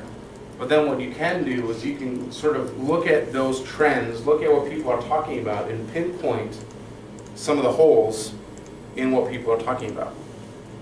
And you can drive through that and say, okay, you're talking about that over here, sort of based on the same topic, but what about this over here? Hello, I'm here. And all of a sudden you get some attention, and you sort of drive the conversation that way. So that's one of the ways that you can use that for market research. I'm going to leave the quick tips up there, but essentially they're pretty self-explanatory. If you're on social media, you want to be on there anywhere between, excuse me, 30 to 40 minutes per day, posting links, tweeting, writing status updates, that sort of thing. And it doesn't have to be all in one block. You can do 5 minutes here, 10 minutes there, 3 minutes here. But if you're on a total of that time, because if you get somebody posting on your Facebook, you can comment on it and say, hey, thanks for commenting, that was great. I like your insight. And then go back to what you're doing. A couple hours later, come back, change your status. A couple hours later, come back, go to Twitter, find out what people are talking about, respond to a couple tweets, come back. You know, so you don't have to do it all at once, but you want to do that throughout the day so you're active, you're engaging, and that sort of thing. And that goes for Facebook, LinkedIn, Twitter, Google+, all the stuff that you might be on. Visual marketing I didn't touch on, but it sounds like essentially what it says. Visual marketing is posting pictures. You see a lot of memes out there. What memes are those things where you got like a picture of a dude and they got like a funny caption on the top and the bottom. That's what's called a meme. And visual marketing is sort of becoming a big deal nowadays because people don't want to read stuff. They just want to watch stuff. They want to see stuff. They want to look at stuff. So anything that a picture you might find interesting about that relates to your business, like, you know, a still shot of that battering ram trying to hit a door knowing that it's not going to break through. That's kind of cool. You post it on your Facebook page. People, people like that because it's visual. It means something to them. It's impactful. So the last thing, now I'm going to skip the other two. The last thing before we end and get lunch, and then we can have our question time, is there are a lot of businesses I know that create the Facebook page, they create the Twitter account, they create the Google Plus page, and they get excited, and then they do it for 2 weeks and then nothing. They let it die on the vine because they didn't know how to do it right. That's awful. That's actually worse than not having it, because somebody will stumble across your Facebook page and they'll say they'll see that you got maybe 50 likes, but the last post you had was from November of 2010. Oh, you're not active, you don't care. Or the other thing too is, since Facebook may change their timeline, you don't have a cover photo up there. Well, what's the point? Why are you even doing this? So people aren't going to follow a social media account that's not active because they know they're not going to get anything out of it. And really that's what people follow it for, is to build those relationships, but it's still a lot of, what are we going to get? What are we going to get? What are we going to get? And that's up to you to provide that for them. So social media is a huge monster, and we could have been here for 3 hours, 4 hours talking about social media and how to make it impactful, how to use it effectively, how to look at the analytics and how to get through it. I was just here to share the message of, look, social media is not going anywhere. You need to jump on it, and I would be happy to spend some one-on-one time with you at some point to go through that with you and talk about it, or come back and do another Pennies on the Dollar to talk more about just social media. So we're going to break now and have some lunch, and then we can have some question time. Thanks so much for your participation. Thank you for listening to me. I appreciate it. Thanks, Oh, Jeff. thank you. I'm just gonna sit up here for an hour and you guys can talk at me all you want.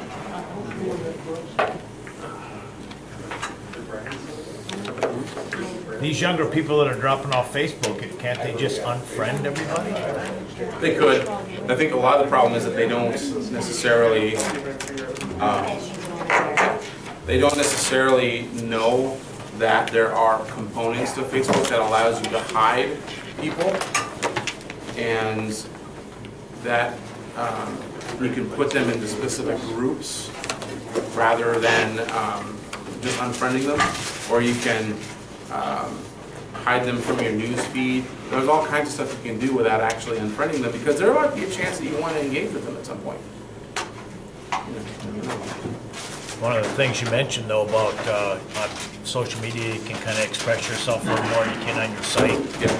I follow my nephew has his own business in Lansing, and he's a real conservative person. So I see where, you know, I mean, he really gets into it pretty heavy, so he probably alienates. On his business page he does that?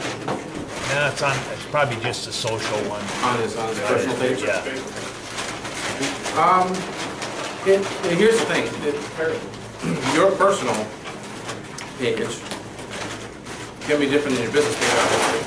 And nobody really needs to know you as a person is running your business page. Like for me, for instance, though, I have to be very careful about what I say, because, like I said earlier, I have to sort of talk the talk, and so I have to show people how to use it effectively, but also kind of know what to post, what not to post. I share a lot of really cool, interesting stuff, but I also don't get into a lot of very heated discussions. So I avoid gun control. I avoid the gay marriage thing. Except yesterday, I did post one thing, and that's the only thing I'm ever going to say about it on my social media, because I don't want to start a big conversation. I want to get people thinking, but I'm not interested in starting a debate, because then all of a sudden people get really heated and feelings get hurt, they get insulted. And I'm not interested in that part. I'm interested in the engagement and the relationship, not pissing people off. And so that's why I have to be very careful about what I say and what I don't say on social media. But if you have like your personal account and then you got the business account, and you can separate the two really easily, then you can do whatever you want. But as long as your business page is somewhat neutral, yeah, you can still have a personality without being Coca-Cola man. Well, it's the only non-diet up there right now. Yeah. Diet is not good. Eating bad Doritos? Eating bad Doritos? I know, I decided, I had Doritos last night, and then James ate the rest of them, so. You live in this world now, you're gonna remember this one day, and you're gonna have little stamp notes all over your desk that say hashtag no problems, or yeah, well, I just thought it blew me away that you weren't on Twitter for some reason. I don't know why. I'm not sure. I joined the Twitter at one point so I could follow Chad Johnson. Because About Joe? Yeah, him and Alexander Ovechkin. Oh, okay. He's a good guy.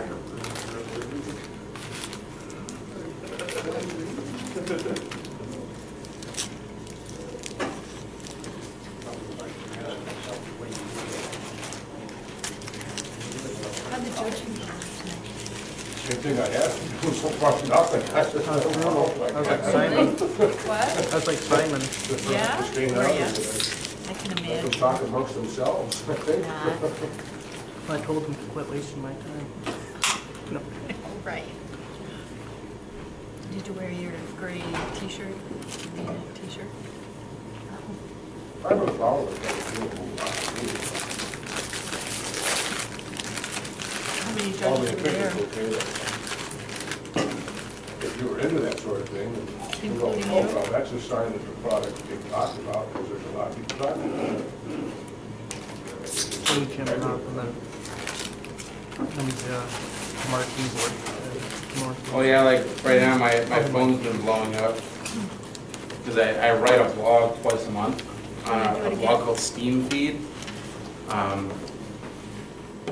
And I do a lot about integrated marketing and sort of how social media relates to people hunting for work and HR issues and business issues and that sort of thing. And so my post went live today about how to effectively use QR codes. And so I'm getting, retweets and all kinds of mentions. That happens every time when my post goes live. Just another good example of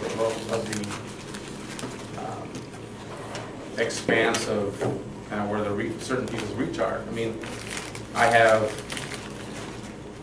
this is nothing. I've got 1,200 Twitter followers, which isn't a lot, but they're all people I know.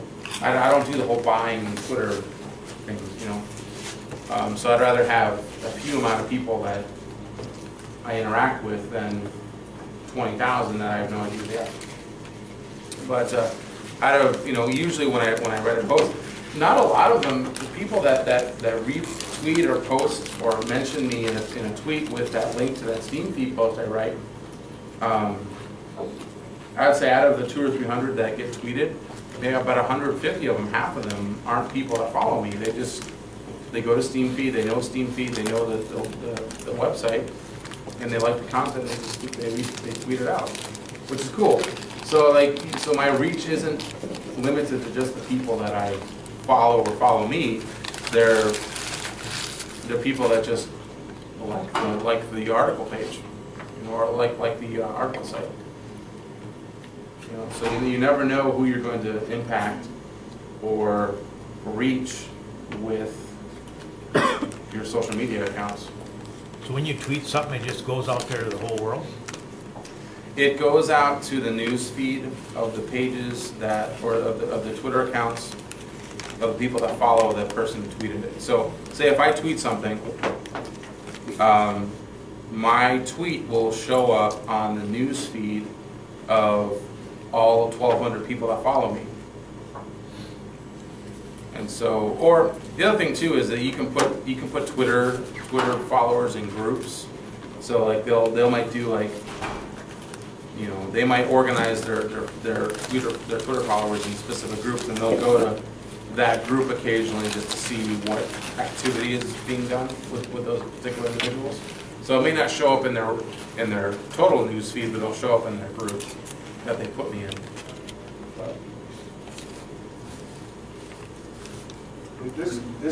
The conversation, it sort of makes sense. There's opportunity, but I don't know if the opportunities are that big. Let's say that if I was a toilet paper maker, a consumable like that, everybody uses it. Yeah. Hey, that's where I could see social media really going crazy. But if I was the toilet maker itself, something people buy once a lifetime maybe. Well, why would I want to, Well, that's where you can create a cool personal public brand. I'm trying to think of a good example of this.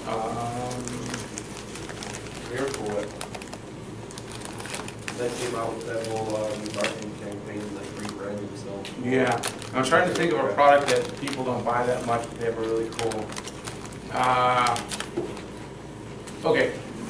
Ford Explorer 3 years ago, when the new Explorer was you saw that up there. Most people aren't going to be able to spend $40,000 on a brand new truck. Okay, I can't, that's for sure. But they increased their exposure like crazy by doing something creative. So that toilet bowl maker, even though I'm just selling.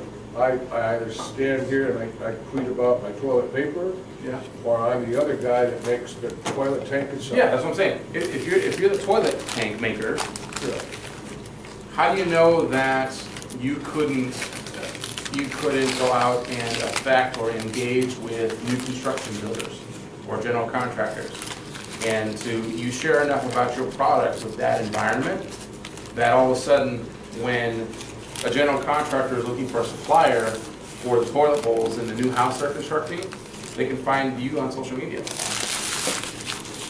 And even if that isn't the case, you could create a kind of a funky, funny marketing strategy that gets some engagement. And even though somebody may not buy, a lot of people may not buy your product right away, you're still going to get that exposure. So maybe one day somebody will need that.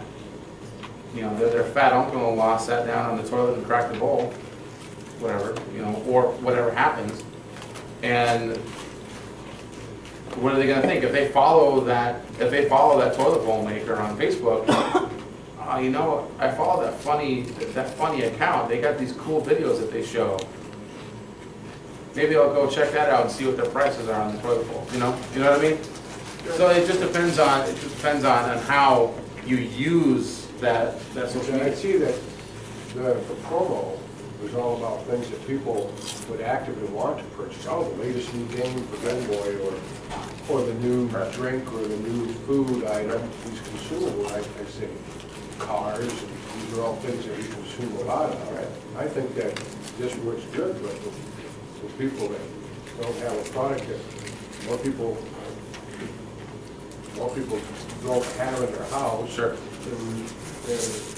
Well, I can't see how it, I mean, other than having a funny tag. Right. Well, here's the thing. One of the things that video showed was that you'll never have to go out and search for brands. The brands will find you, which is true. Because not only through that public engagement, it doesn't even have to be really something funny or engaging, or funny. I mean, I was just picking that because I thought it was a good example. But if that product social media strategy is engaging enough, it won't matter if the people that follow them need to buy it more than once in their life. That engagement will happen, and they'll become top of mind when they do need it, or when they know somebody who might need it, and they can pass a referral on it, that sort of thing. So it's all about the strategy of engagement rather than really the brand or the purpose or the usefulness of it. It's how do we get our brand and our idea and our product out in the marketplace? How do we get enough people engaging with us? And how do we get people to like us? And how do we get people to comment on our photos? And how do we get people to retweet us? And it's not really even about the product anymore. It's about the social relationship.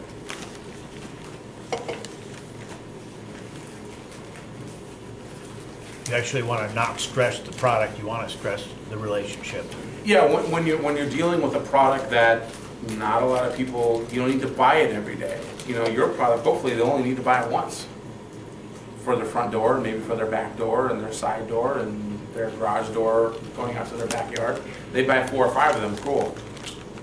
But if they're in their house for 40 years, they're not going to need it more than just once in 40 years, right? You hope so anyway. And so Marty's product is a good example of that. So then it really is up to you to decide, okay, yeah, you're going to want to grow your business and show product, but really it's about the engagement at that point. Is how do we get people engaging with our brand? And they tell other people about it. Exactly. So like, yeah, you're right. It's less about the product at that point and more about the brand and the engagement. So, I know some of it might seem like, wow, I don't quite. If you got a product trying to sell, but you don't sell the product on social media, it doesn't make any sense. You know, it really is about what we talked about earlier about the social relationship, the engagement, the relationship, and that's where it needs to come. Coke or Pepsi or even Audi are good examples of having strong online presence or social media presence. They don't really talk about the product. They have Facebook contests and games and share this goat for no reason, just because. That was floating around, and there's a ton of people that have. Honestly, there's a picture of a goat on Facebook, and it says "share this goat for no reason," and people do it because it's funny, but it's gone viral. It's gone viral, but nobody really knows where that started because the source of that image has gone to so many different people because of how much has been shared. Started with the pet rock. Yeah, exactly. But actually there was a couple larger brands that shared it too, and that's how it sort of became viral because these bigger brands are like, hey, that's kind of funny. And so their post was wasn't like you grabbing the helicopters over London scheme. Exactly. Yeah, we're not. Go ahead, nothing to do with the website. It's just like, hey, this is cool. Yeah. Could it be bad though for the company if you kind of go too soon if you don't take care of your own back-end items? Like, let's say you build interactions and relationships and a buzz, but then they also later on they kind of see you as not a sellout, but like you can't follow up with your own product. So why would they keep a relationship with you? Yeah, exactly. Whether it's your search engine or. Yeah, this is all predicated on the fact that you have your crap together in the front end. I mean, you really have to. The engagement won't mean anything unless you can't back it up. You know, then all of a sudden you're like, oh, so I got all this goodwill, and I got a bunch of people ordering stuff, and that's great. But then all of a sudden I realize my product sucks, or they start sharing negative things, or your customer service is horrible because you don't have anybody actively able to handle all this new engagement. Okay, like you feel bad. The marketing, the video aspect of it makes you just want it. That when you go onto YouTube and do reviews, it was bad. I mean, a lot of bad reviews. But the actual campaign itself and the marketing and the Twitter and everything, looking at it, that's very intriguing. It's hard not to want it. Right. Yeah, and that's what you got to be careful of. That's where your credibility can get completely shot. You know, we as Newton International, I'll just be straight up honest, we're struggling with a little bit of that where we're engaging more people and we're getting more people to follow us and we're doing some cool stuff, but there are certain aspects of our business model that we're having to adjust that we didn't know about until after we started engaging with our people more. And so it's a good learning experience for us, and it's not something that we can overcome. But if you have a large brand that has ignored the opportunity, has ignored all of the traffic that might be coming, and you just keep pushing, and all of a sudden somebody who has influence finally says, listen, you jerk, you guys are terrible, and they post that on their Facebook page, and then all of a sudden you got the 90% of people who would rather hear a recommendation about a business rather than a personal experience. And so then you get somebody coming to the Facebook page and they're like, oh, got a couple negative reviews. There was a news feed this morning about cyber attacks. It's not the denial of service you need to worry about, it's the bloggers. Yes. Yeah, that's absolutely true. You know, they said just some comments on Apple delaying something, took $10 billion of their market value out. And when they had that cluster, when they got rid of Google Maps with iOS 6, and upload their own map, which is horrible. It's beyond terrible, and I wish Google Maps would have put it out on the iPad. Yet they haven't. As soon as Google Maps redid their iPhone app, I'm like, I can't delete the maps off the phone, but because it's a native app, but I downloaded Google Maps and I hid the map in some folder on my home screen that I never go to, and I use Google Maps all the time now because Google Maps is good. And iPhone, and here's the other thing, is after Steve Jobs died, Steve Jobs would never roll that out. No, he would never have rolled that out, and Steve Jobs would have never apologized for it. And that's what the new CEO did after the Maps. He said, oh, I'm sorry, we made a bad decision, this sucked. Dude, Apple's brand their image just took a dump because that's not what people were used to. And I'm an Apple apologist. I got all Mac all the time, and I was kind of like, dude, you guys dropped the ball on this. I'm going to stay with you because I love Apple, but you got to get your crap together, guys. Steve would never have done this. They didn't make that a t-shirt.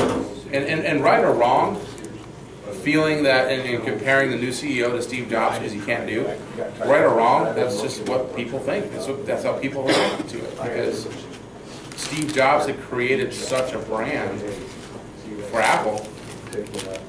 Here's the thing about brand. Apple doesn't have a Facebook page, if you can believe that. They don't have to. They don't have to have a Facebook page. They have enough. They have a whole store you can go to. They don't need a Facebook page. You can go to Apple Store. You know? There are quite a few brands that I was surprised that actually don't have an actual Facebook page. So you'd probably suggest if a person hasn't been into tweeting or Facebook or anything, whatever he chooses to do, he should just get on one from like Coca-Cola or something and then watch what people say and how they talk and everything before they start one. Not even Coke. I would find some other brands that are similar in scope to you. So, like even going to ADT, to somebody like you, watching what ADT does and how they interact. SafeLock even. Just to get an idea of what terms they use and what questions people ask. Yeah, MasterLock would be another good example. If they have a Facebook page, which they probably do, go check it out, see what they do, how they interact. You know, if for some reason like if MasterLock sucks and they haven't engaged in a year, then obviously you know you move on to the next one. But you know you find a couple businesses in similar industries like home security and try and see what they do. What you should do is get movies or little clips from like zombie movies or something, like when they break through the doors, like they should have used silver block. Oh, that's cool, Chris. I like that because zombies are big right now. I got 5 domain names. Keep out zombies and a few others. Get out of here! You do not. Yes, I do. Oh, he told me to buy them, so I did. Dude, Chris, that's a genius. See? That is absolutely genius. But now you just need little YouTube videos that you can post on Facebook. Yeah, you do. Oh my gosh, man. That's marketing gold right there. What do I do? Get a... Just like get footage from like zombie films or something where they're breaking through the door and then just like, you should have used silver block. Yeah, that's all that's perfect. You find some public domain video clips of zombies breaking in doors. Oh my gosh. A couple of the terms are, my son told me when I was buying them to get Apocalypse Now or something like that. I got Zombie Apocalypse? Yeah. Wow. That's incredible. I love that. You could do a whole series of those Frankenstein beating the door. You could have Lady Gaga breaking through a door. That'd scare the shit out of me. That would too. Nicki Minaj. Yeah, it's possible now. There we go, stopping it. That's true. I know. Oh, honestly, Walter, we got to figure that out for you. That'd be perfect. So I just got a voicemail message that somebody broke into my house. I had one of those damn Sovolac things and it just did not work. And, well, you got to do your research. I mean, they just broke right in like all of this was predicated on the fact that you do your own to break in. research. You know, I didn't want to spell it out because I was pretty sure we're all a pretty intelligent group. I didn't think that I needed to say, you got to do your own research on this stuff, guys. I mean, it's kind of something.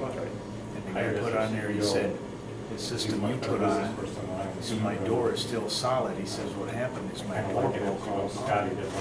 He said, it's not your problem. Oh, yeah. The Sovolac is still in place. He said, the door handle is still like brand new. That doesn't surprise me. Negative, let's say, he says maybe it's on an application. Yeah.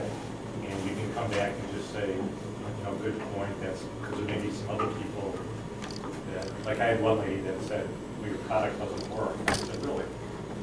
And I asked you a couple of questions. She said, sure. I said, before you put the application on, where was your pain?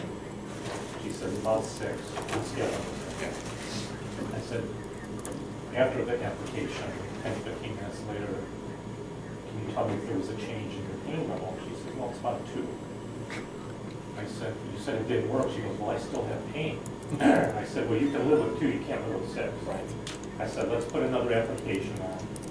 And 10 minutes later, she came back, she goes, oh my gosh, she went in more pain. Oh, God. Yeah. sometimes it's just understanding, you know, the function of how to use something. Yeah, no, that's definitely for sure. So you can turn the negatives into positive. Yeah, and that's the other thing too, is a good point you brought up, is making sure that you are, you're engaging with those people. Like, if you're having negative comments, don't delete them. Use them as an opportunity to fix what's wrong very publicly. Because then that gives you instant credibility of, wow, they have good service. I didn't expect that. Well, they didn't back down from an objective. Right. They just simply brought explanation, which, because nobody's perfect. Yeah. Nothing and no service will work 100% of the time. You know, Verizon's terrible at this because I had a friend of mine who had an issue. Well, he jumped into a pool with his phone to save his kid from drowning. Okay? And of course his phone fried. It was an iPhone 4. And then he goes back and says, okay, I lost my contacts, lost my tweet, my text and everything, my emails, I need those back. And so Verizon was like, well, yeah, it'll be $50 per text. Yeah. He's like, what? Are you kidding me? And he's like, I was jumping into the pool to save my drowning son. Give me a break, you know? He was pretty upset. And he tweeted about it and he tagged Verizon Wireless, you know, in his tweets. No response. Nothing. No response from Verizon Wireless Corporate. No, nothing. Now they could have had a really good opportunity to. Yeah. Where's he from? He's from here. I had from Minneapolis. I know somebody that's from there. They jumped into down in Florida and had the same issue. Yeah, and I just thought it was really sad that Verizon had the huge opportunity to be a hero and say, you know what, good for you, you saved your son, that's awesome. In fact, here, let us pay for your phone. People don't realize, like, market research is such a big entity of being successful, and they don't realize that market research technically is anything in the market that you can learn from, and people just don't want to put effort into one, doing market research, or two, using something that as simple as that to actually learn something. Yeah, and that's low impact. It would have taken a few minutes just to engage with my friend and to publicly say, well, good job, you're a good father for saving your son, and two, in the interest of goodwill, let's take care of you. And maybe they don't want people that abuse and say, hey, well, my son drowned too, or my. But see, then that's where you have to have discretion, and that's where you have to also have trust the human race too. Where you'll get some people who try and take advantage of it, but a lot of times they'll be like, okay, that guy did it. What's your story? Okay, listen, I mean, we're not going to do this for everybody. I mean, it's just how much time how it is. And energy. You know, and to Verizon, you know, spending a couple $100 on a phone and helping switch this guy's text over is pocket change to that. They don't make any money on any of their phones. They don't make any money on Yeah, they make the money on the service plan, but you know, they still are multi-billion dollar, millions of dollars a year in revenue. So a couple $100 to them is going to be a big deal. That's what they should have done in the interest of goodwill and good product branding image. I've always been very pleased with their customer service. I've been with Verizon for 15 years now. But there have been a few times where I'm like, hey guys, I mean, I've been a customer with you forever. What, you guys going to charge me for this? What are you doing? And then they'll take care of it normally. And they're like, okay, well, we're sorry. The best time is usually you've got to find the right person, organization. Yeah, you get a low-level person, you know. I managed an MRI center one Friday night. This is the whole thing. You look at one Friday night. so much of this stuff about. And orthopedic it's almost like people are saying we need to change the law because we're not allowed no, we don't do to be together. You're not allowing me. it's against the law for me to be. Okay. I never got that orthopedic No, surgery. it's not against the law. Move in with it. Wow. Have a, what do they call these, the Looking for a union, Right answer is, doc, you're the surgeon. but why do you have to call it a marriage? Marriage And I guess- means something, there's a definition. And that's where I think And that's where customer service has to come into a brand, a big brand, and kind of sharing that whole goodwill and sharing.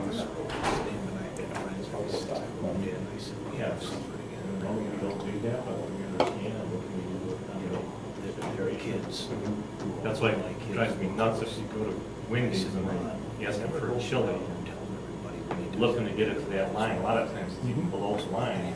And it's that cheapness that just, it's like, just charge me 50 cents more. yeah, Fill why the is thing it an in. issue?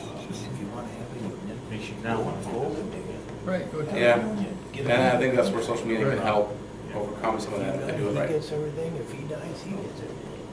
What's it, so what would you- your costs look like for, Why is that any different? let's say, smaller, It's medium-sized not saying companies don't get that together. just don't It's have not that? saying don't make it legal, make it They're legal, but you introverted, just call it they something just don't different. have and, that. but Hiring a as far as social the media benefits manager? and all this Yeah, what's and that look like? Oh, And you gosh, have different that's, things that That's were what I look like. developed for married couples and things like yeah, that's a loaded question, Lee. It really depends on who you find I heard a thing on the and radio what type of bandwidth they the have other in day their where the guy schedule, was calling in. and what the strategy is, what goals you want to accomplish.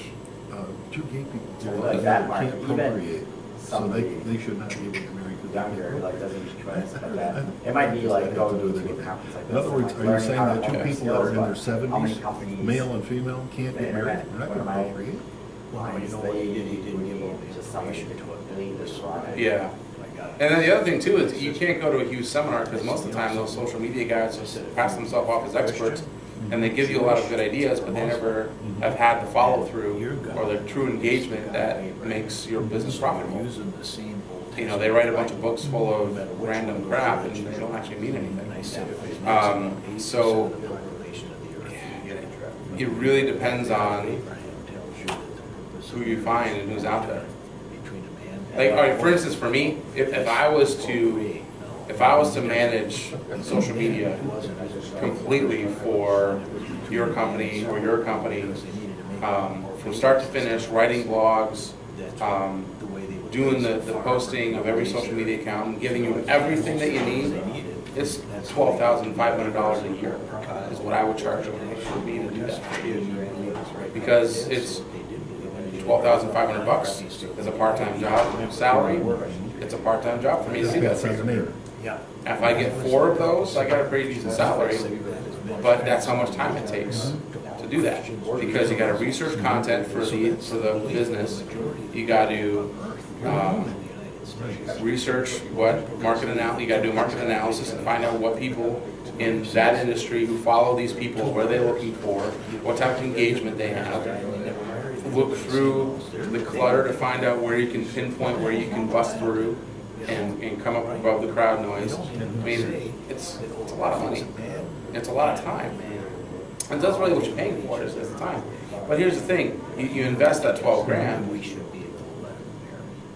you get a pretty decent investment or return on that investment in a year or two. So it is a little bit of a risk, but being able to knowing that money is going to come back to you plus more based on the strategy, it's worth it. There's the question. Are there any folks that can Yeah, I mean, all you got to do is look at things like Google or Facebook Insights, Google Analytics, all that sort of thing. You can see when you can almost pinpoint when you started doing SEO, when you started doing social media, and when you didn't, because you'll see traffic just explode. It won't be like this, and this. It'll be more of a gradual thing, especially with social media. It'll be more of a gradual thing. But you have to, then you also have to determine, you have to put a dollar value on each of those likes. How much are those likes worth to you? How much are those followers worth to you? Not that you're going to go buy them, but how much are, if you have... Until they translate into sales, they're not worth anything. Well, they are because you're spending money on attracting, so they got to be worth something. You know what I mean? The Dinesh So, D'Souza movie about time work to get that. Exactly. So for, okay, the Rec Studio Twitter account, for instance, before I started a social media strategy with Rec Studio, which isn't really that robust right now, but it's feel doing like some stuff. everybody in the country I've spent, that movie. It could have I don't changed know, a lot of things. about a good 15, 20 hours increasing our Twitter traffic over the last month. Maybe not quite that much, maybe 15 hours. And in the last month, we've increased 300%. So I've gone from 100, actually more than 400%, almost at 500 now. We started at 103 Twitter followers when I first started doing some of this stuff. And now, as of this morning, it was at 500, but we'll see if it's changed since this morning. Well, yeah, 501, so I got 2 more followers in the last 2 hours, 3 hours. Has your site, site has gone up or no? Yeah, oh yeah, well we did that more of SEO. And SEO analytics, or SEO stuff is, the traffic is about 150 hits per day on the site. 15 of those are directly from Twitter. So, you know, so 400% increase in Twitter followers in a month isn't bad. But then you have to know who you're trying to go after, who you're engaging. So like I change up the profile description of the account every so often. I'll add a different hashtag in there. We start out saying Flint, Michigan, and then we change it to Michigan, and we said Mid-Michigan, just to kind of get some extra traffic, because people will go out searching for web development in Michigan in Twitter. They do that, and they'll show you some Twitter accounts that match those search results. And we obviously are showing up, so people are following us. Now the Rec Studio account is following 1,100 people, but Benjamin Franklin. Of those 400 extra Twitter followers that we gained in the last month, 150 of them were brand new, which means they found Rec Studio. I didn't go out and follow them; they initiated the follow with us, and I go back and follow them. But so that's not bad. And that's where, you know, content sharing and all that sort of stuff happens. So what's the difference? The difference is that democracy is tools. And a normal, every day-to-day person, like not a pro athlete or anything, like a normal individual. They were between 800 to 2,000. That's a big number. Yeah. Well, I say that's average. Think about it, it's true. That's a wide range. That's, you know, that's 1,200 follower range. But that's kind of where the average is, somewhere in there. People who are active on there use it a lot. Obviously, are going to get more because all of a sudden Twitter sees them as being more relevant. And then over on the left-hand side, if you're on the desktop version of Twitter doing your thing, Twitter gives you suggested people to follow. And it'll first start off with 3. You can look over on them and click on one to follow, and then it expands it out to 8. And those, once you click on follow, it gets replaced by somebody else. So you could sit there for, you could play Twitter follower roulette and just start following people all you want. But but the more engagement you have, the more followers you have, the more active you are, you show up in that suggested Twitter follower list. But that's all another it's all another thing. No, not one of them.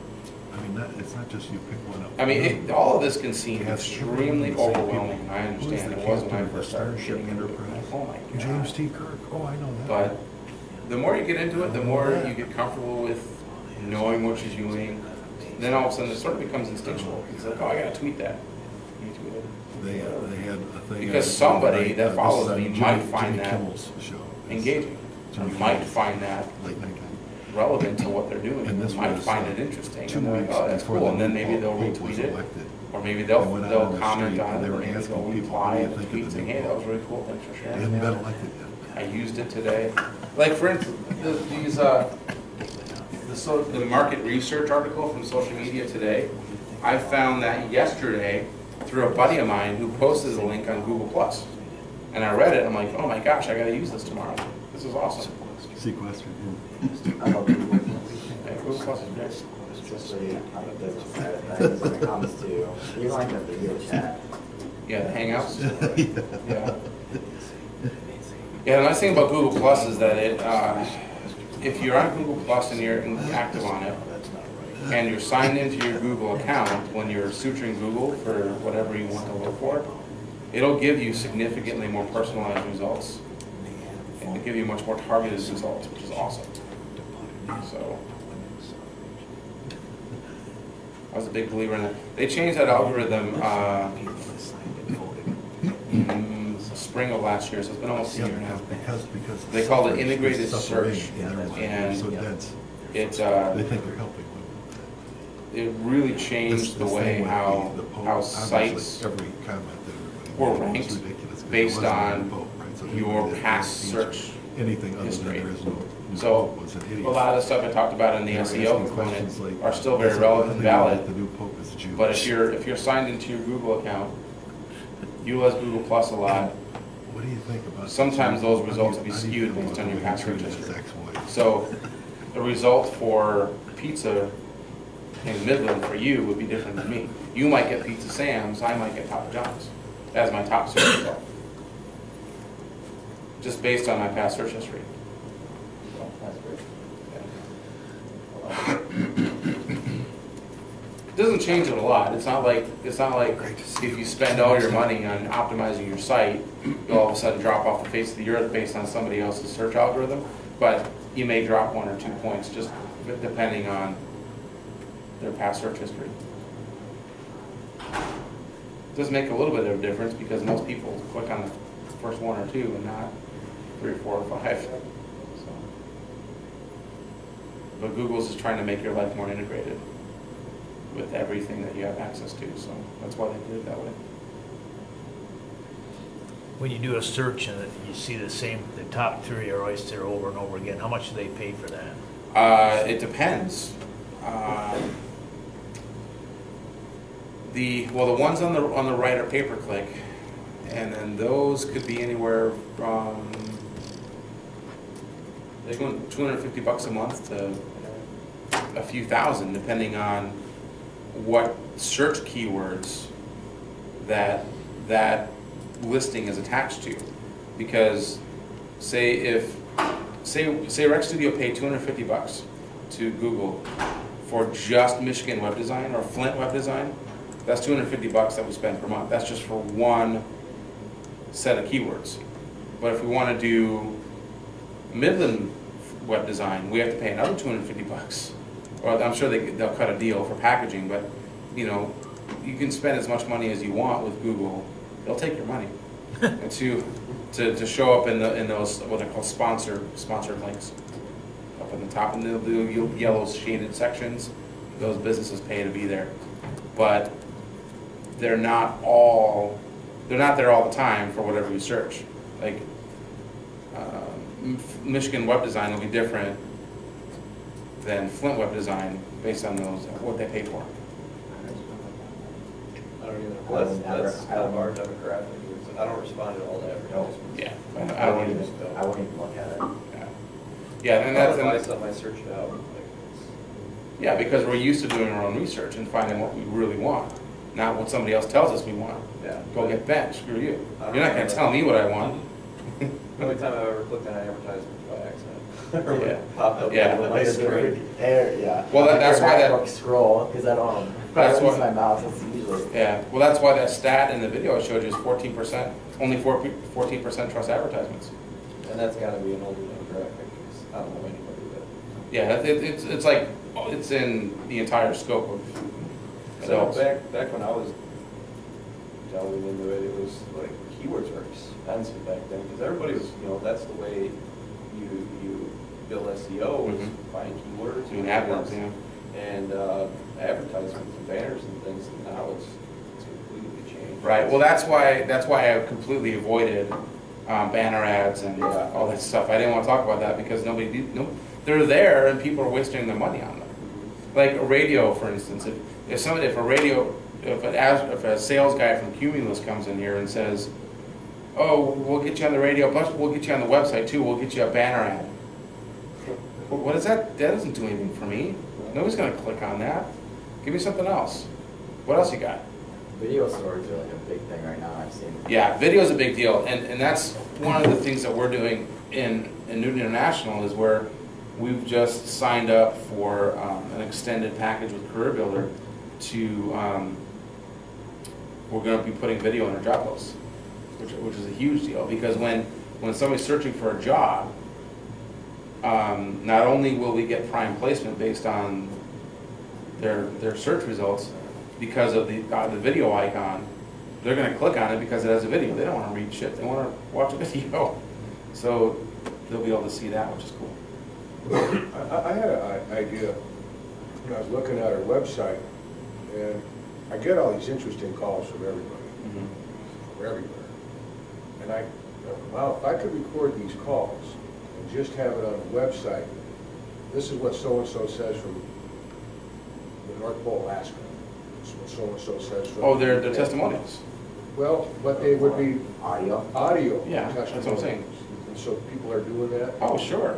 Yeah, what you want to do is that you take the audio and match it up with some moving graphics. You know, you don't want to just have the audio on there because nobody's going to click on it because they're going to get distracted by something else. So, say if you just have an audio link on the site and somebody clicks on it, they're going to read content, or they're going to see a pretty picture, or they're going to look out the window and they're going to see squirrel because everybody has ADHD. So if you have your testimonial but combined with a rotating graphic of some pictures of North Pole or wherever that person's at, I think that would be more beneficial for you. Even like the JavaScript, like animated, not animated text, but scrolling text. Yeah, you can do that too. Of your audio. Yeah. I've seen that. Yeah, that works too.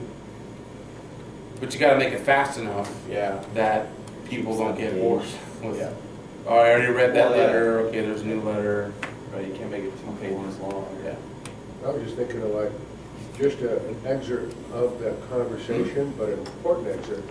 Yeah. If you want to listen to the whole conversation, click here. Yeah, that's a great idea. That's a perfect idea. But I'm just saying, with the audio, you got to combine it with some image. Something that, Yeah, some video or some images there. Keep the ADHD on the screen. Yeah, exactly. Do you think testimonies or something Like a dog that'll go away chasing us eventually? on the screen. Will they? Testimonies? Because even like I like, Well, no, a lot of people I know, I won't, even if I review something on YouTube, I won't even look at the first 2 pages. Because I'm always assuming that it's a setup testimony. Well, here's the thing about that. It depends on where the review comes from. Yeah. Okay? If it's on your website, most people are going to look at it as either it's a canned response because, well, they expect to get positive stuff from their website that they're on. Nobody's gonna put a negative comment on their actual website, but they're still useful. I mean, so don't dismiss them. You still want to have them, but they're not gonna. They don't carry as much weight as they used to.